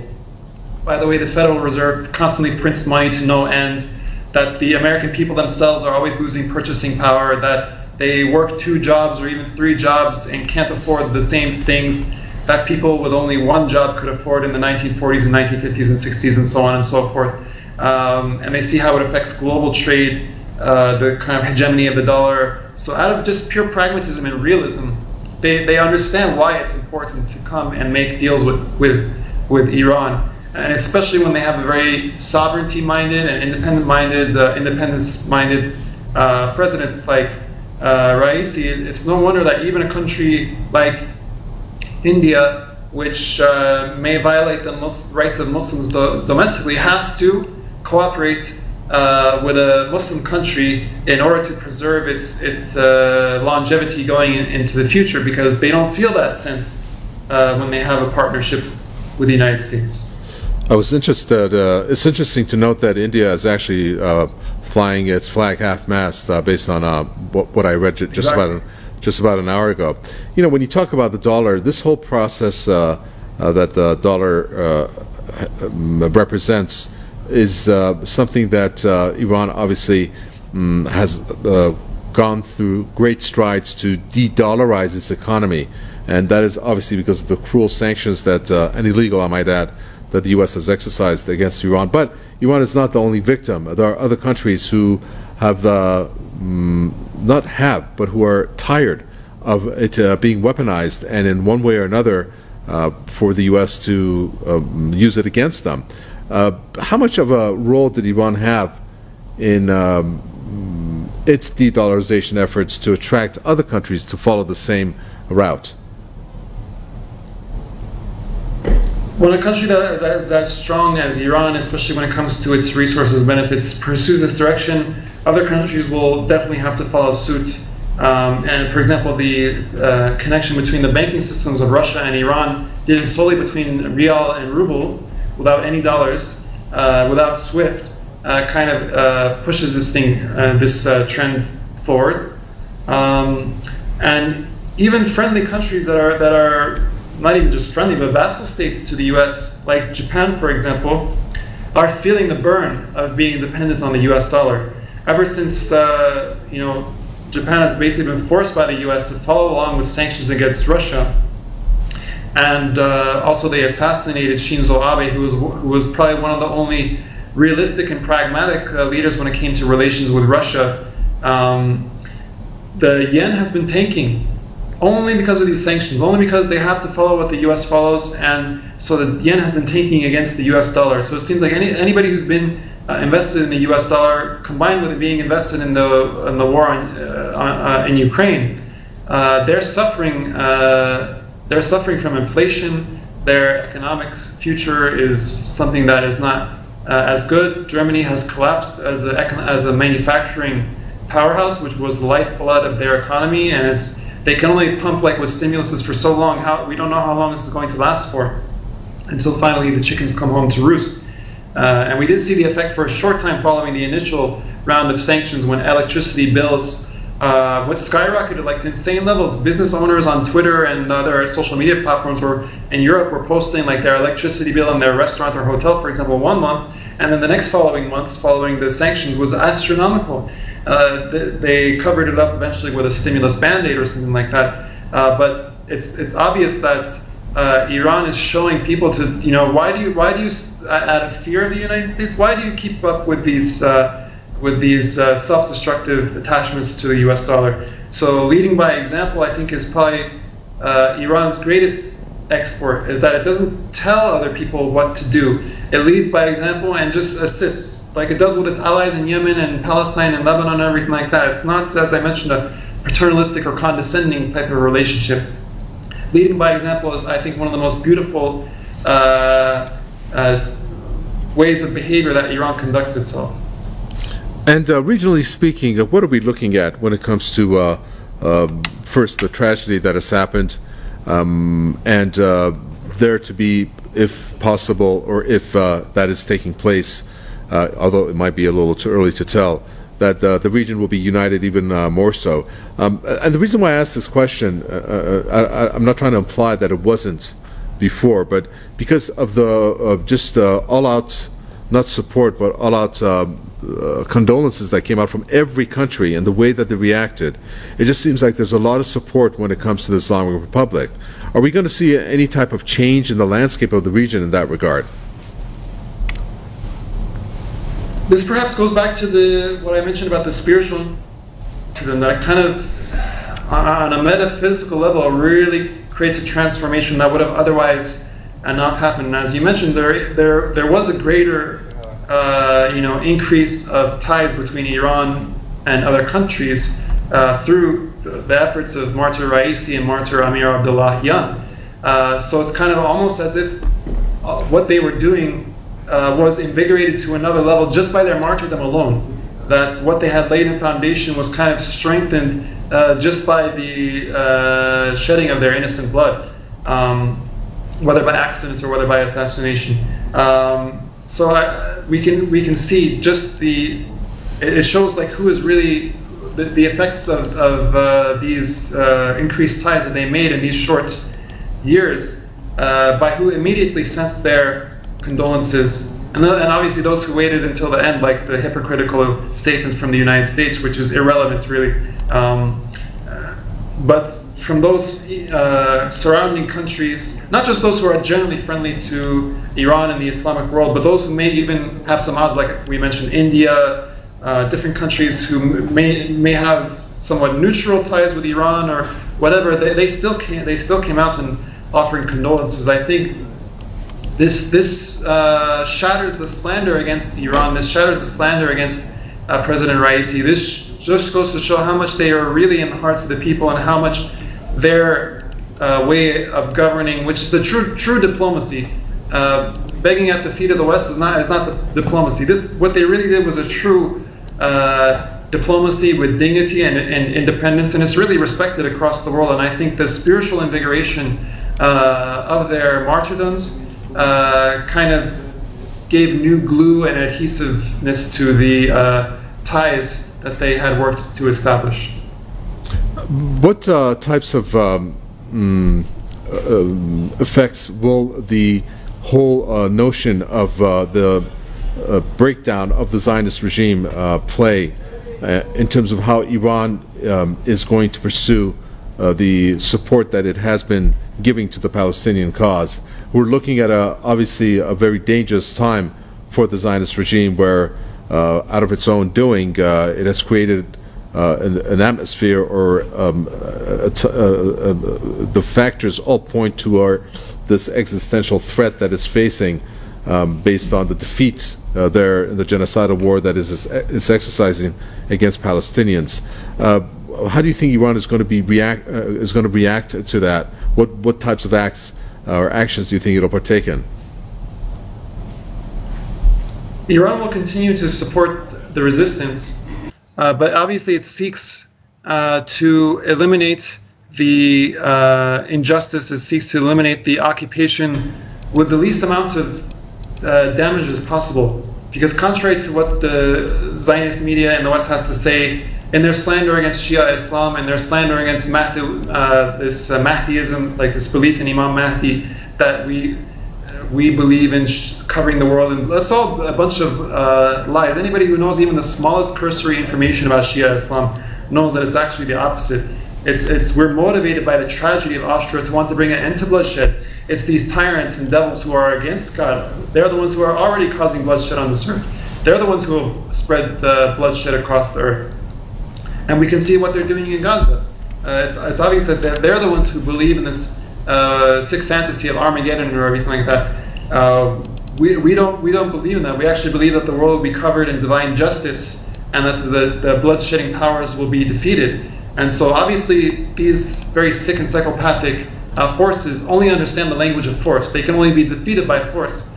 But Iran is mature enough and disciplined enough and knows military strategy enough to be able to apply appropriate force where it is needed without just destroying everything in its path, unlike what the U.S. and the Zionists do to those who they wrongfully murder and genocide. Thank you for that. So, sorry, you just got cut off there. Go ahead. I'm sorry. Okay. So Iran has a very different position, and they would actually seek to rebuild Palestine. Not they would seek to facilitate the referendum that they have proposed to establish, which allows all those who are actually Palestinians, Muslim, Christian, and maybe even the very handful of Jews who could actually be considered Palestinian Jews, not the ones who have immigrated from Europe, from Africa, from even other parts of West Asia. Those actually authentic Palestinian Jews can participate in the referendum. They vote for what is the future of Palestine, and then after that is established, they can decide what to do with the Zionists. Obviously, those who are directly involved with the crimes will have to go through courts and be jailed or receive the appropriate punishment. But the ones who maybe on the lower level, maybe they weren't directly involved in these worst of crimes, because there's obviously a scale, gradients. They can decide what to do with them. They can take the South African decision, or they can take the Algerian decision, which is just send them back all to France, like the Algerians did, and then have independence. So Iran, I think, will be definitely involved in the rebuilding of Palestine. And I believe it will be involved if we want to bring the, as I keep circling back to, is the spiritual and metaphysical aspect, is the divine rule of Imam Mehdi and Jesus Christ. I believe that the wickedness of the world will be erased, and Palestine is really central to that, because the agents of the devil who rule this world will be defeated in Jerusalem at the final stages of this divine uprising of Imam Mehdi and Jesus Christ, and Jesus Christ will go to help the people of the Christian world and the Western world, and there will be no more of these bloodsheds and injustice. So I think really Iran is part of this forefront to really end all this misery in the world. And I think someone like Ibrahim Raeesi really knew about that, and he was really trying to contribute to that as much as possible, which is why he wanted to create more unity in the world among neighboring countries, while being firm against the oppressors and firmer against the aggressors. And when it came to responding against the military aggressions of the aggressors and of the oppressors, doing so in a way that just doesn't destroy everything in its path, that is intentionally meant to apply appropriate force where is needed against the actual officials and occupation armies of the enemies, but while also trying to spare innocent life and everything like that as much as is possible. So I believe the future is in that direction, that Iran is really preparing for a world without injustice, without tyranny, without subjugation, and without hedonism, arrogance, and immorality. Thank you so much for that. We do appreciate it. Let me bring in, if I may at this point, Gilbert Doctorow, independent international affairs analyst from Brussels. Gilbert Doctorow, welcome. We are looking at the second day of the tragedy that has happened. My initial question to you would be, what is your impression of what has occurred? And then we'll move on to some of the realities that exists based on the impact that not only the late Raeesi, the Iran's president, but also the Iranian foreign minister had when it comes to different issues. But first, your reaction to the horrible tragedy that has taken place.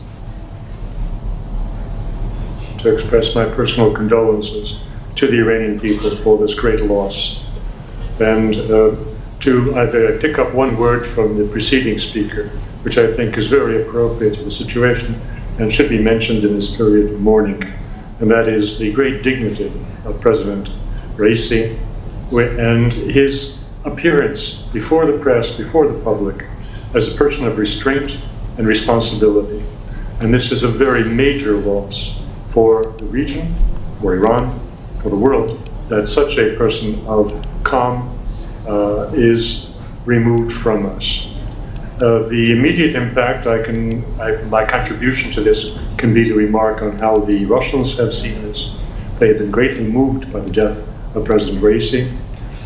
Many people on state television were saying yesterday how he was considered to be a great friend of Russia, and how they terribly regretted his premature disappearance from the scene.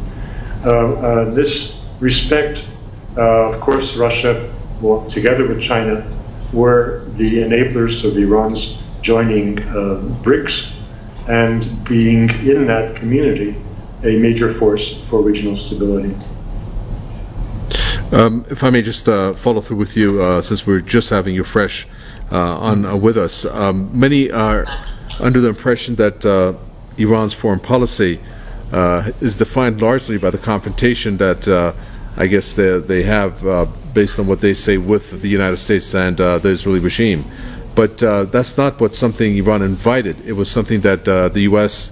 and its allies, where Israel is one of them, obviously the Israeli regime, and their choices of how to confront Iran that made Iran to go about the way that it has. Maybe you can tell us the different ways that has happened, especially under the leadership of the late Raeesi. Well, if we go back before Mr. Trump spoiled the party, at that time I would say that Iran was rather closely resembling India in seeking some kind of middle path without aligning itself to the big contesting superpowers on the global level. And it was seeking some kind of rapprochement with the United States. Unfortunately, Mr. Trump had no room in his foreign policy for a friendly Iran, and he proceeded to tear up the agreements on the nuclear inspections and to impose or reimpose very severe sanctions on Iran. And it is the continuation of that policy of sanctions and of intolerance towards an Iranian government that is sovereign government and seeks to further the interests of its people, that America has aggravated the situation and compelled Iran to step down from a kind of neutrality and to align itself fairly clearly with friendly nations, and among the first of which are China and Russia. So Mr. President Raeesi pursued this policy, which was the only really open path for furthering Iran's interests, and he pursued it with great maturity, with great dignity, and with self-confidence of a major regional power that Iran is. Do we still have Ali Salam with us?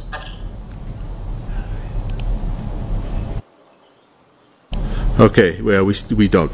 Well, Gilbert Doctor, the way that we're looking at one of the highest priorities that Iran had, which in more ways than one impacted its foreign policy without a doubt, is the support that it gave to the Palestinian cause. Tell us the ways, if you can, the ways that this was one of the major foreign policy issues for Iran, and how the Iranian president was involved in some of the major developments that came because of it. Obviously, Iran and the Israeli regime have been on a confrontational path of one form or another, but since October 7th, with the execution of Operation Al-Aqsa Flood, things have proceeded to be in another level. Yes, I think that Iran took a page out of America's foreign policy with its extensive use of proxies. And proxies, this has been used and really greatly abused by the United States to the sacrificing the interests of those cat's paws that it uses to carry out acts that it itself does not do because it is afraid of a direct confrontation with the party that is being attacked by the proxies. Iran has used the Houthis, it has used forces in Lebanon, it has used forces in Syria and Iraq to attack American and installations, American presence, American support for Israel. And still, this was done with great discernment. We're not with a heavy hammer, as the preceding panelist was saying, without smashing its way through obstacles, but with discernment.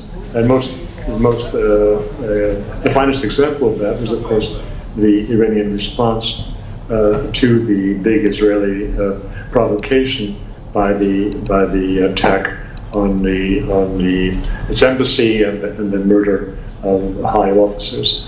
The Iranian response showed restraint and great maturity, and also self-confidence, in the effectiveness of its own defenses and its offensive weapons.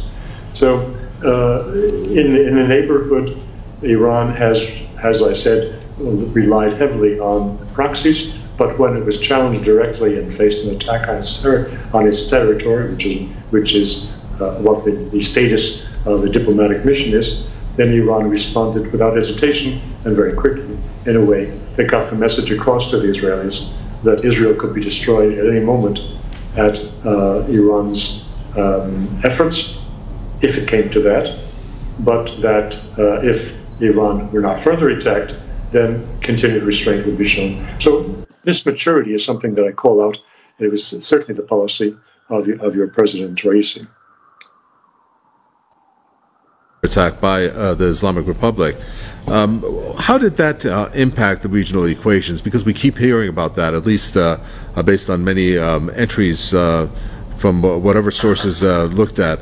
How was it that this counterattack can change regional equations? And do you think that it altered in one way or another, and maybe it's still too early to tell, the approach that not only the Israeli regime but the U.S. will have when it comes to Iran, at least in terms of its military might, at a minimum?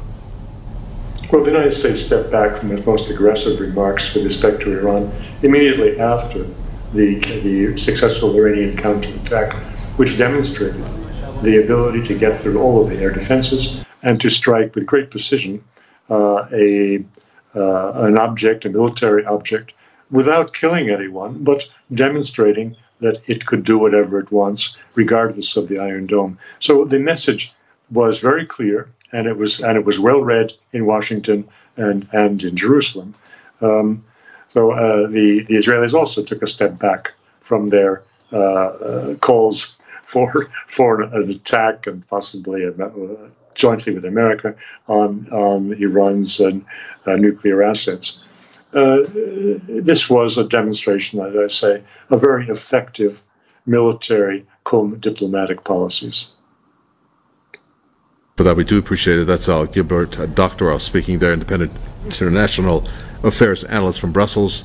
We are going to take a listen now to two of the appearances that Iran's president had on the international arena, and one was at the UN in his most famous, one of the most famous appearances that he had there, and also the OIC meeting on Palestine that took place back to back. We're going to play that for you, and after that, we're going to continue our coverage.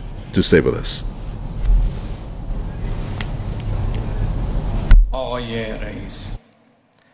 Mr. President, at the outset, I'd like to thank the Saudi government for hosting and holding this important and joint summit of the Organization of Islamic Cooperation and the Arab League in this sensitive period of regional developments and current circumstances. Today, in this emergency summit, we gathered here to address the most important issues of the Islamic world, meaning the Palestinian issue, one of the disasters of human history, and the heroic Gaza, to take a historic and fateful decision. All the problems of the Islamic world are solvable in the light of unity and cohesion. Relying on God Almighty and His absolute power and trusting in the abilities and capabilities of the Islamic world is the way to save the Islamic Ummah, and not trusting in the controlling and hegemonic powers. The Islamic Republic of Iran has pursued a policy of good neighborliness and harmony and opened its arms of brotherhood and friendship to all Islamic countries. O my brothers in religion, today is the day of action. Today is a historic day in the heroic defense of Al-Aqsa Mosque. Today is the day of conflict between the right and the wrong, and the fabricated entity of Israel is a pharaoh of our time and a symbol of atrocities on earth and the killing of innocents.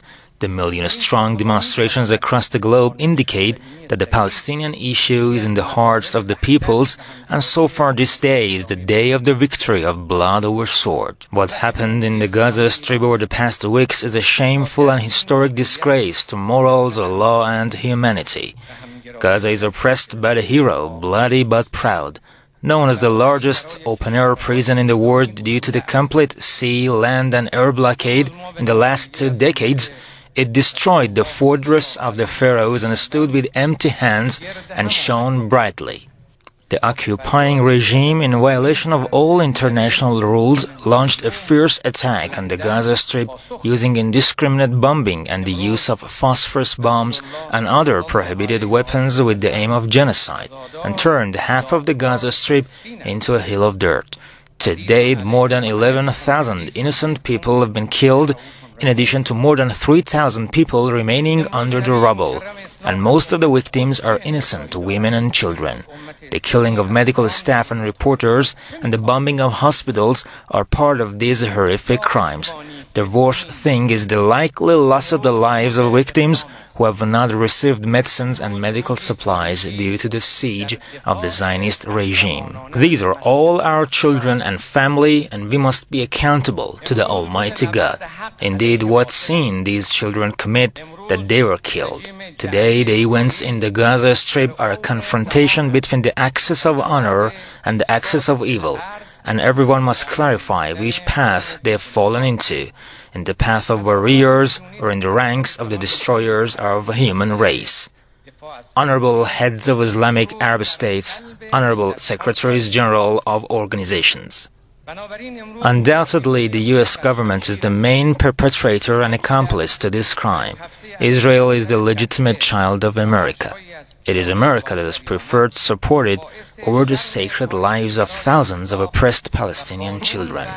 By immediately forming its security cabinet in the occupied territories, the U.S. encouraged the Zionist regime to carry out criminal operations against the helpless people of Gaza and called it legitimate defense. The claim of legitimate defense by the occupying forces, who are constantly violating the rights of Palestinians, is one of the bitter ironies of history, which is not compatible with any of the established legal rules and international standards. At the same time, the U.S. warship was sent to the region, thus effectively entering the war on behalf of Israel. The all-out support of the Zionist regime in the UN Security Council and preventing the adoption of a resolution to stop the genocide of Palestinians in Gaza was another service of the U.S. to the aggressors, allowing them to conduct war crimes more than ever. Another action of the U.S. is arming and supporting the Zionist regime with all kinds of deadly weapons and filling up the arms reserves of the usurping Israel, in addition to providing billions of dollars in aid to the military budget of this regime. Both the Zionist regime's war machines and its fuel belong to the Americans. Heavy shipments of weapons are being sent on a daily basis, and the Zionist enemy has so far dropped bombs equivalent to 7 atomic bombs on the scale of the Hiroshima crime on the people of Gaza. This crime is considered as participation in the crime and should be strictly pursued by international authorities.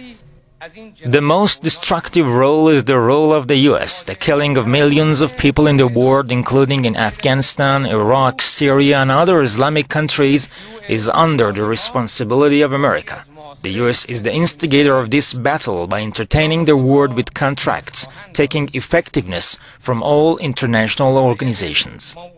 Respected Islamic governments, today the veils of seduction and deception and human rights and the like have been removed, and the usurper Israel is surrounded by global hatred, and everyone clearly sees that the establishment of this brutal regime in the heart of the Islamic world has no other purpose than the domination of Western arrogant countries on the region, and most importantly, weakening and destruction of dear Islam. But what should be done now that the international assemblies under the influence of America are suffering from indecisiveness, characterlessness, and a lack of identity? We must take the field.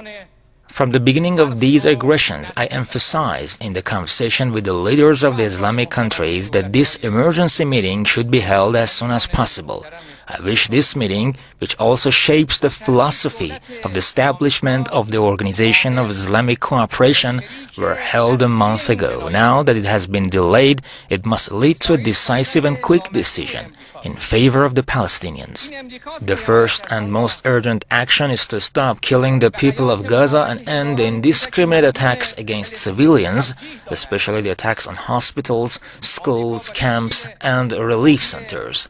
It should not be be allowed that the Zionist regime and its supporters simply seek to escape the pressure of public opinion and create tactical pauses to commit more crimes. All means should be activated to force America and the Zionist enemy to accept the immediate stop of the machine of killing people.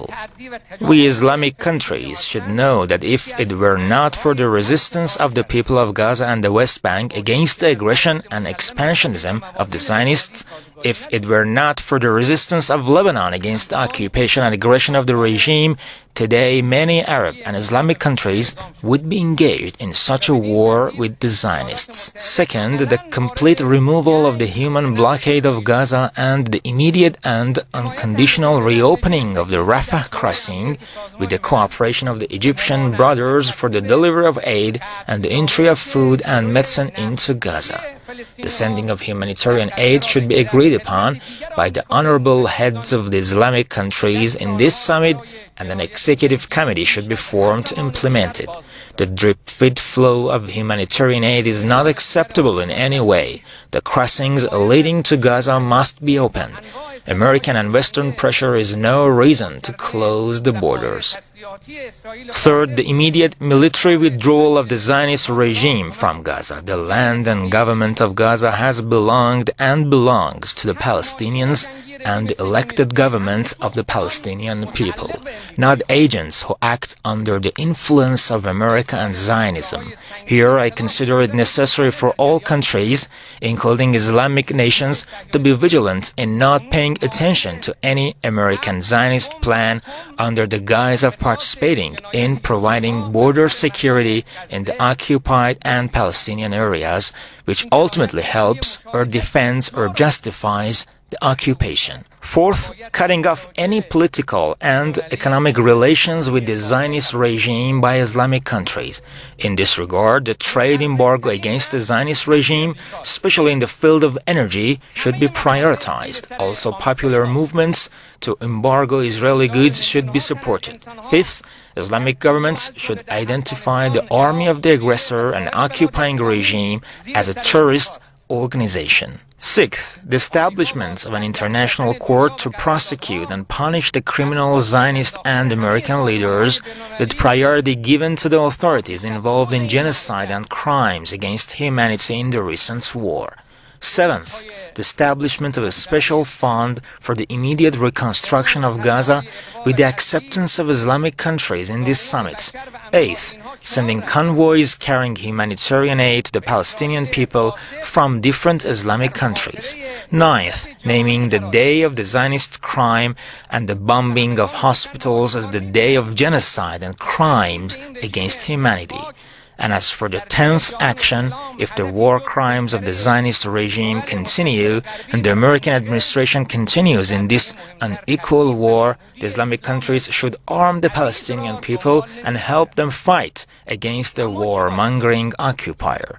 These are all immediate and short-term solutions, but the sustainable solution, which was proposed by Imam Khomeini, the wise leader of the Islamic Revolution, and has been registered in the UN today, is the formation of a single Palestinian state from the sea to the river, based on the democratic principle of every Palestinian has one vote, whether Muslim, Christian or Jew, and the Islamic Republic will firmly support this point of view.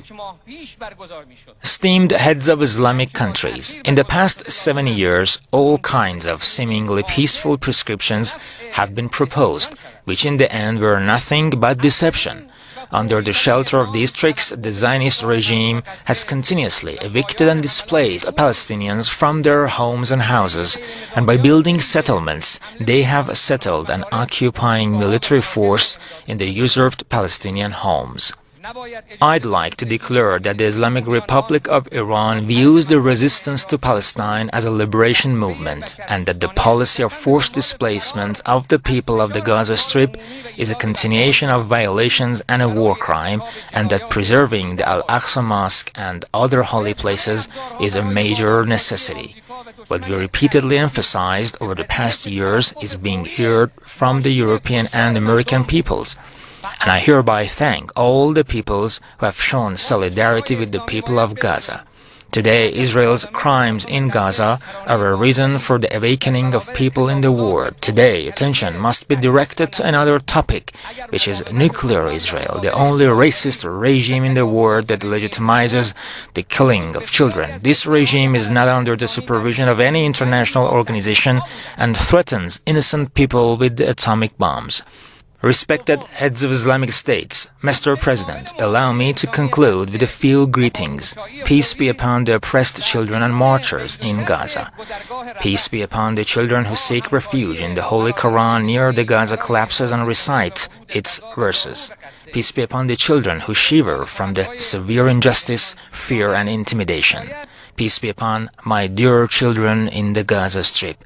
Peace be upon you, you who gave meaning to resistance through steadfastness in the face of the most advanced global armies. Palestine is definitely victorious. Al-Quds is ours and victory is ours.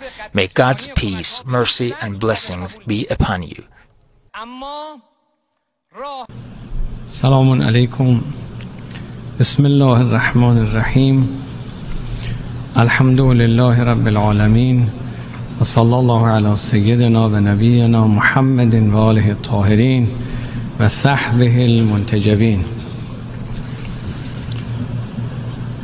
فبشر عباد الذين يستمعون القول فيتبعون أحسنه. آقای رئیس، انتخاب جناب عالی را به ریاست 78مین نشست مجمع عمومی سازمان ملل متحد تبریک میگویم. I congratulate you and give you felicitations on the 78th General Assembly of the United Nations. Since last year when I addressed everyone from this podium, the world has witnessed bitter as well as sweet events. But the world, nearly 8 decades following the establishment of the United Nations, the new session of the General Assembly commences as the world is experiencing unprecedented and historic changes. Meanwhile, the assurance of a luminous future for human society lies in the devoted observance of lofty virtues that guide people towards excellence and noble ideals.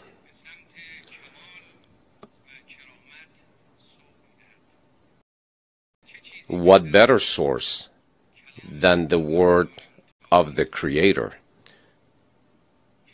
to encapsulate the essence of humanity and elevate the inherent values of mankind? Distinguished delegates, ladies and gentlemen, the Holy Quran beckons humanity towards rationality, spirituality, the truth, and justice.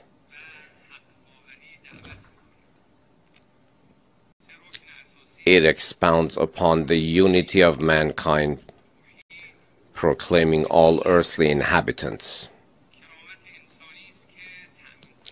It seeks to guide all towards human dignity, which will lead to the blessings sought by mankind. What has the Quran said to infuriate and focus the attention of those who seek power and hold the reins of power? The Quran says, humans do not accept oppression. And with this pursuit, you will be able to reach elevated divine values. The Quran speaks of equality among humans.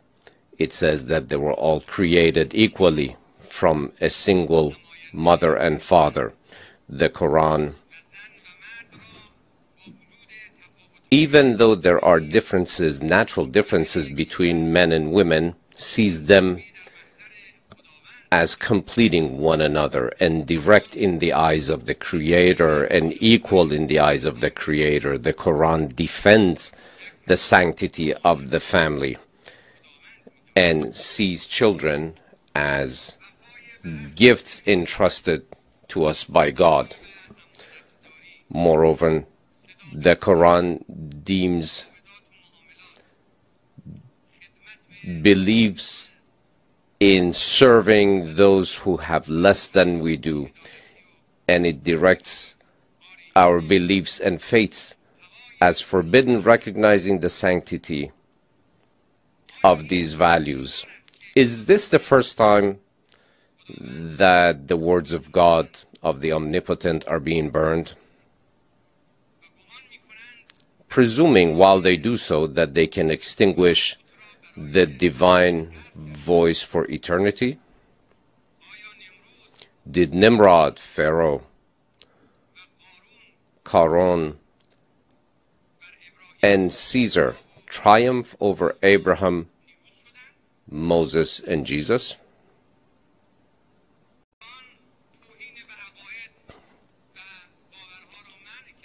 The Quran forbids all forms of violence in human interactions and deems respect towards Abraham, Moses, and Jesus on par and equal to with the sanctity for the Prophet Muhammad, peace be upon him.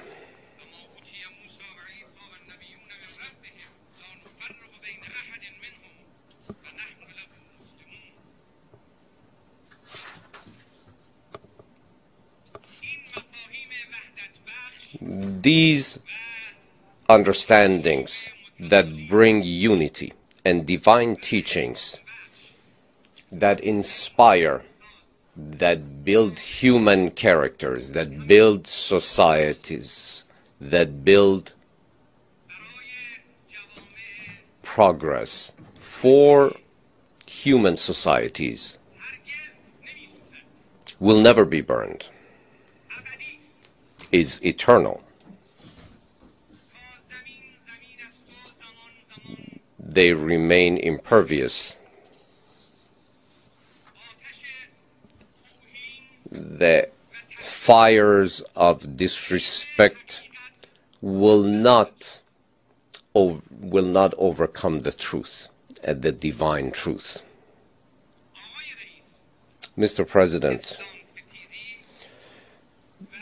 Islamophobia and cultural apartheid witnessed in Western countries, evident in actions ranging from the desecration of the Holy Quran to the ban on hijab in schools and numerous other deplorable discriminations, are not worthy of human dignity. Even more concerning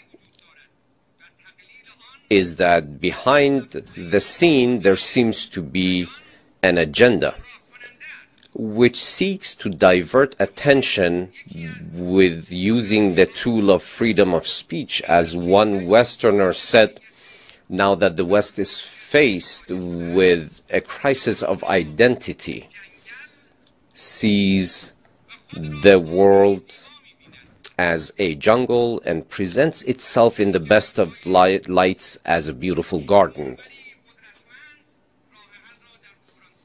And some potent interests see this fabrication as their tools of choice.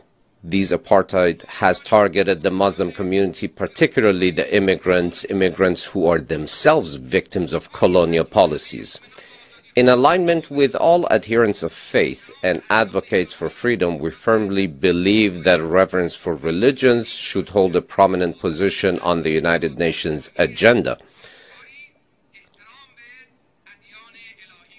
in order to indoctrinate the proper framework for respect to all world religions. Concurrently with the war on Islam, we are also seeing a war against the framework of the family. The family is the most fundamental column that has supported human development, which is now under attack. Today, Crimes against humanity are not just the occupation of lands and oppression against people and mass killings, but it's also a concerted attack on the family itself. That is also a crime against humanity. The protection of the nucleus of the family, made up of the sanctity of marriage between a man and a woman, is an inherent truth to be accepted by the entire world. The proper teachings of the populations at large throughout the world, unless done so within the framework of the family, will not yield the desired results. These are divine words, mother, father, natural words and concepts such as family. Actions that can be seen as wanting to bring cessation to the human race itself. We are today in need of a world movement that brings commitment to the existence of the framework of the family, so that all members of the families can experience life in peace and stability next to each other. We ask, therefore, all religious leaders to adhere to their historical responsibilities in defending the sanctity of the family and move against fabrications. We expect from the United Nations to put a very high priority on its agenda and give the proper protection to the framework of the family. Ladies and gentlemen, we find ourselves at a critical junction in history. The global landscape is also undergoing a paradigm shift towards an emerging international order, a trajectory that is not reversible. The equation attributed to the hegemony of the West no longer resonates with the diverse realities of today's world. The former old liberal order, catering to the ambitions of voracious rulers whose hunger has no end, and to that of the capitalist, has been relegated to obsolescence. In short, to endeavor to universalize American ideals throughout the world have proven to be failures. The Iranian nation takes pride in having instrumentally unmasked the true nature of the rulers in both the East and West through its Islamic revolution. In conjunction with other nations of West Asia, Iran has played a significant role in defeating the global arrogance. Now that global nations exhibit heightened resistance and awareness as non-Western powers have emerged, there is a collective hope for the establishment of a novel and equitable world order. Central to the forthcoming international order is the abandonment of global arrogance in favor of regional cooperation and orders. The Islamic Republic of Iran advocates for maximum economic and political convergence within and between regions, and is interested in interacting with the global community under the principle of justice. However, as independent nations increasingly align themselves towards cooperation and convergence, certain powers are attempting to incite conflicts in different regions. Employing a Cold War mentality, they strive to reconstitute blocs on a global scale. This regressive endeavor poses a significant threat to the security and prosperity of nations. The Islamic Republic of Iran staunchly maintains that the formation of new East-West divides should not be permitted to take shape, making trade corridors unsafe, diminishing countries from allies to dependents, stifling the economic progress of sovereign nations, and fomenting proxy wars across Asia and Europe are all elements of this sinister chain. Ironically, these actions are put forth in the name of defending democracy. However, the global community, including nations in West Asia, have discerned the true essence of Western democracy, an appellation that all too often is a code name for coups d'etats, occupations, and ongoing wars.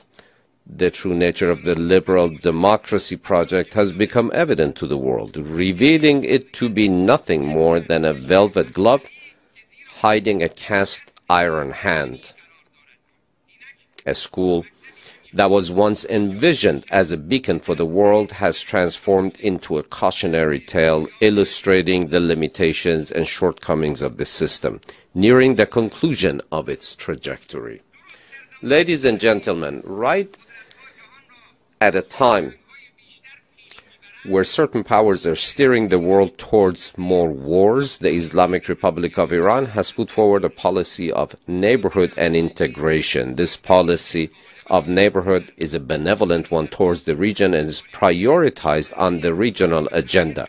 The Islamic Republic extends a warm welcome to any hand that is extended in friendship, firmly believing that an independent and robust neighborhood represents an opportunity for the entire region.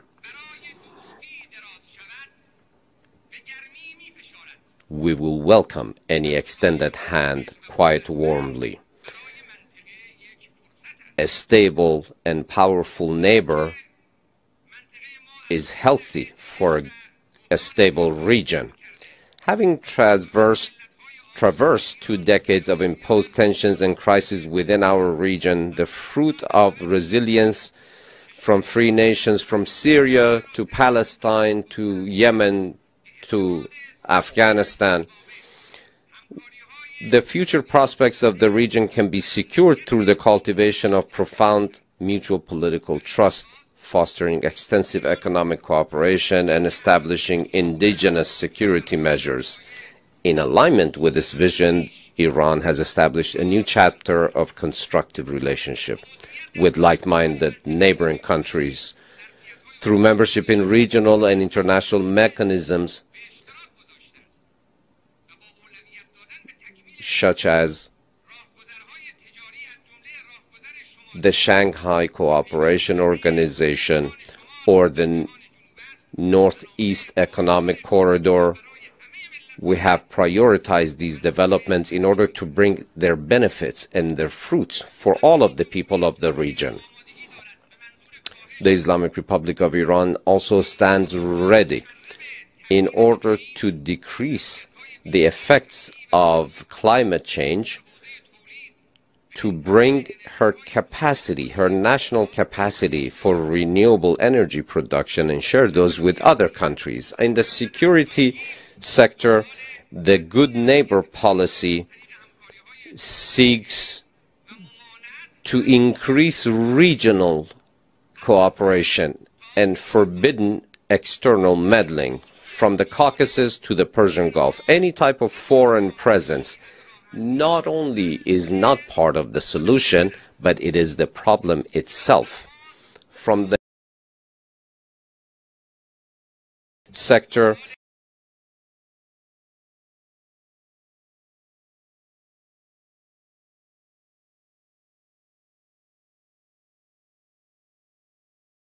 the Persian Gulf, any type of foreign presence not only is not part of the solution, but it is the problem itself. From the Caucasus to the Persian Gulf, any type of foreign presence, not only it is not part of the solution, but it is the problem and the difficulty itself. We see the security of the neighbors as our own security, and any type of insecurity for them is insecurity for us. With benevolence and goodwill, we have taken initiatives throughout the region, even though bringing together politics and security needs strengthening. This process needs to be strengthened and can only be realized when it's accompanied by meaningful economic cooperation.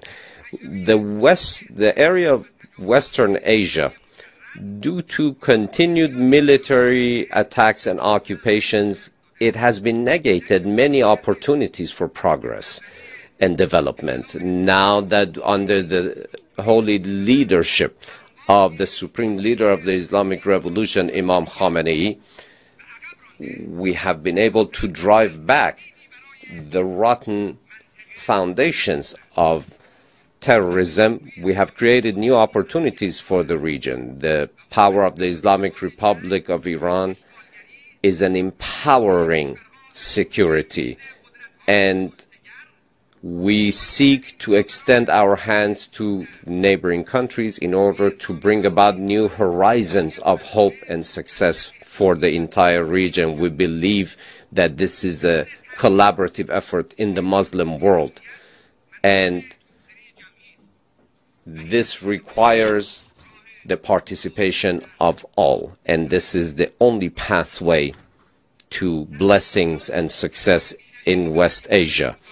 The Islamic Republic of Iran has many and rare opportunities for investments, which represent a great opportunity for countries from throughout the world and the region. Mr. President, dear attendees, last year was the year of the victory of the people of Iran. Certain Western nations and their intelligence services during the past year made a grave mistake by the miscalculation that sought to diminish and undervalue and underestimate the power of Iranian people. Since the Islamic Revolution's victory under the leadership of Imam Khomeini, the enemies of Iran, through various and continuous and incessant plots, sought to impose their will on our people. More than 44 years, these policies have been defeated by the Iranian people,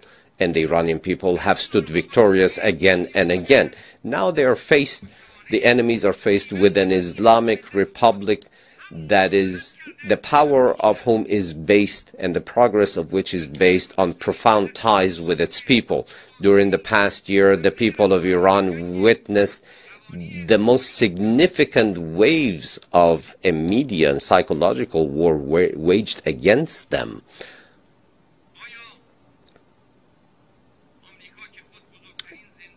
The United States of America, which now possesses the biggest women's prison, therefore mothers' prisons in Iran, can sincerely be the defender of women's rights.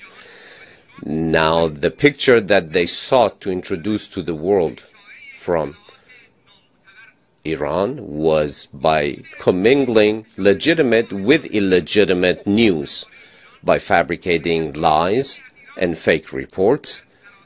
Realities from Iran were censored throughout the world in order to negate the truth. Have you ever heard anything about the chemical bombardment against the Iranian people, those chemical weapons that were supplied by certain European countries to Saddam Hussein? Have you seen those whose bodies are severely and gravely damaged by chemical attacks, who are still alive but in hospital for 35 years? Have you seen their photos and images? Have you seen ill children who cannot overcome immune system diseases because of sanctions imposed on us that prevents obtaining proper medication for their treatment? Have you seen those photos? Have you seen the pictures of patience, of sacrifice, and steadfast fortitude of the Islamic people of Iran? Have you seen those pictures? Have you seen the unprecedented movement of the remembrance of the martyrdom of Imam Husain, the Prophet Muhammad's grandson? 22 million strong marching towards his burial site for the anniversary of his martyrdom. Many countries' safeties today throughout our region are owed to the sacrifices of our martyr general Haj Qasem Soleimani. Had it not been for his sacrifice the hero of anti-terrorism activities. Many of the countries in the region would have burned to the ground in the fires set by ISIS and Daesh. Have you seen, do you recall the steadfast stories of heroic fights against terrorism through Hollywood-like generated reports in the news media?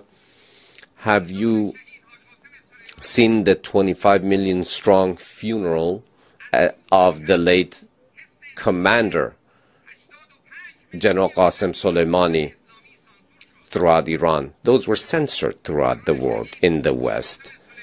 The terrorist act of his assassination was a prize given to Daesh on a silver platter, whom according to certain American officials had confessed that ISIS was an American creation. His killing, his martyrdom, was a gift to that same ISIS. Instead of recognizing him for his sacrifices, he is assassinated. Why?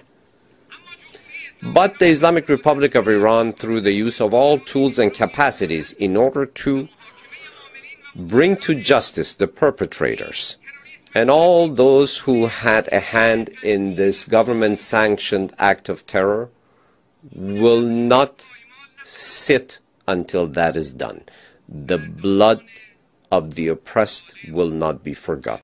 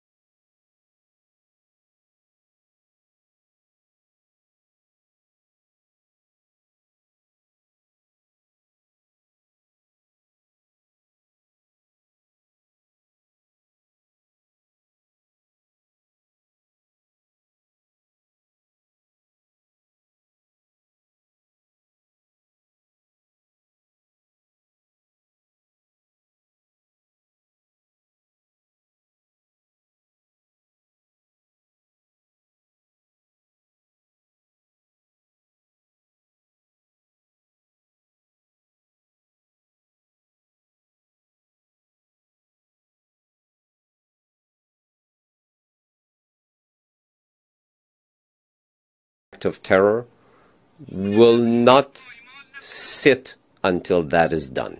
The blood of the oppressed will not be forgotten.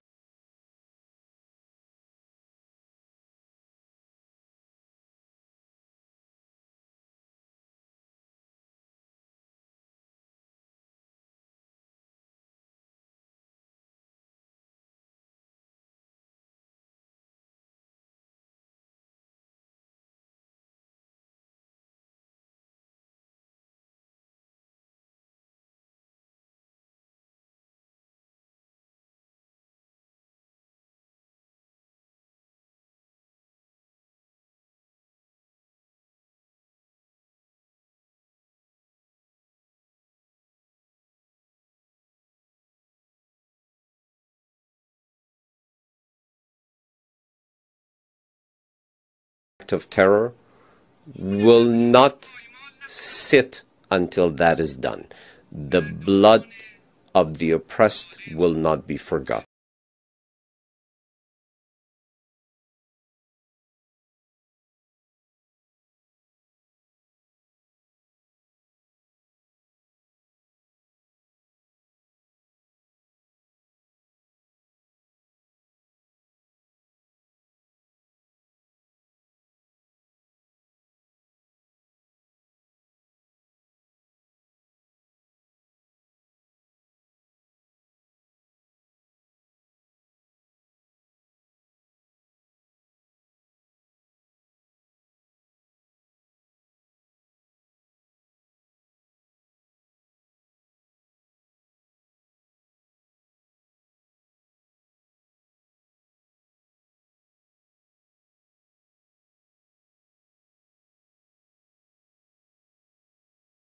act of terror will not sit until that is done.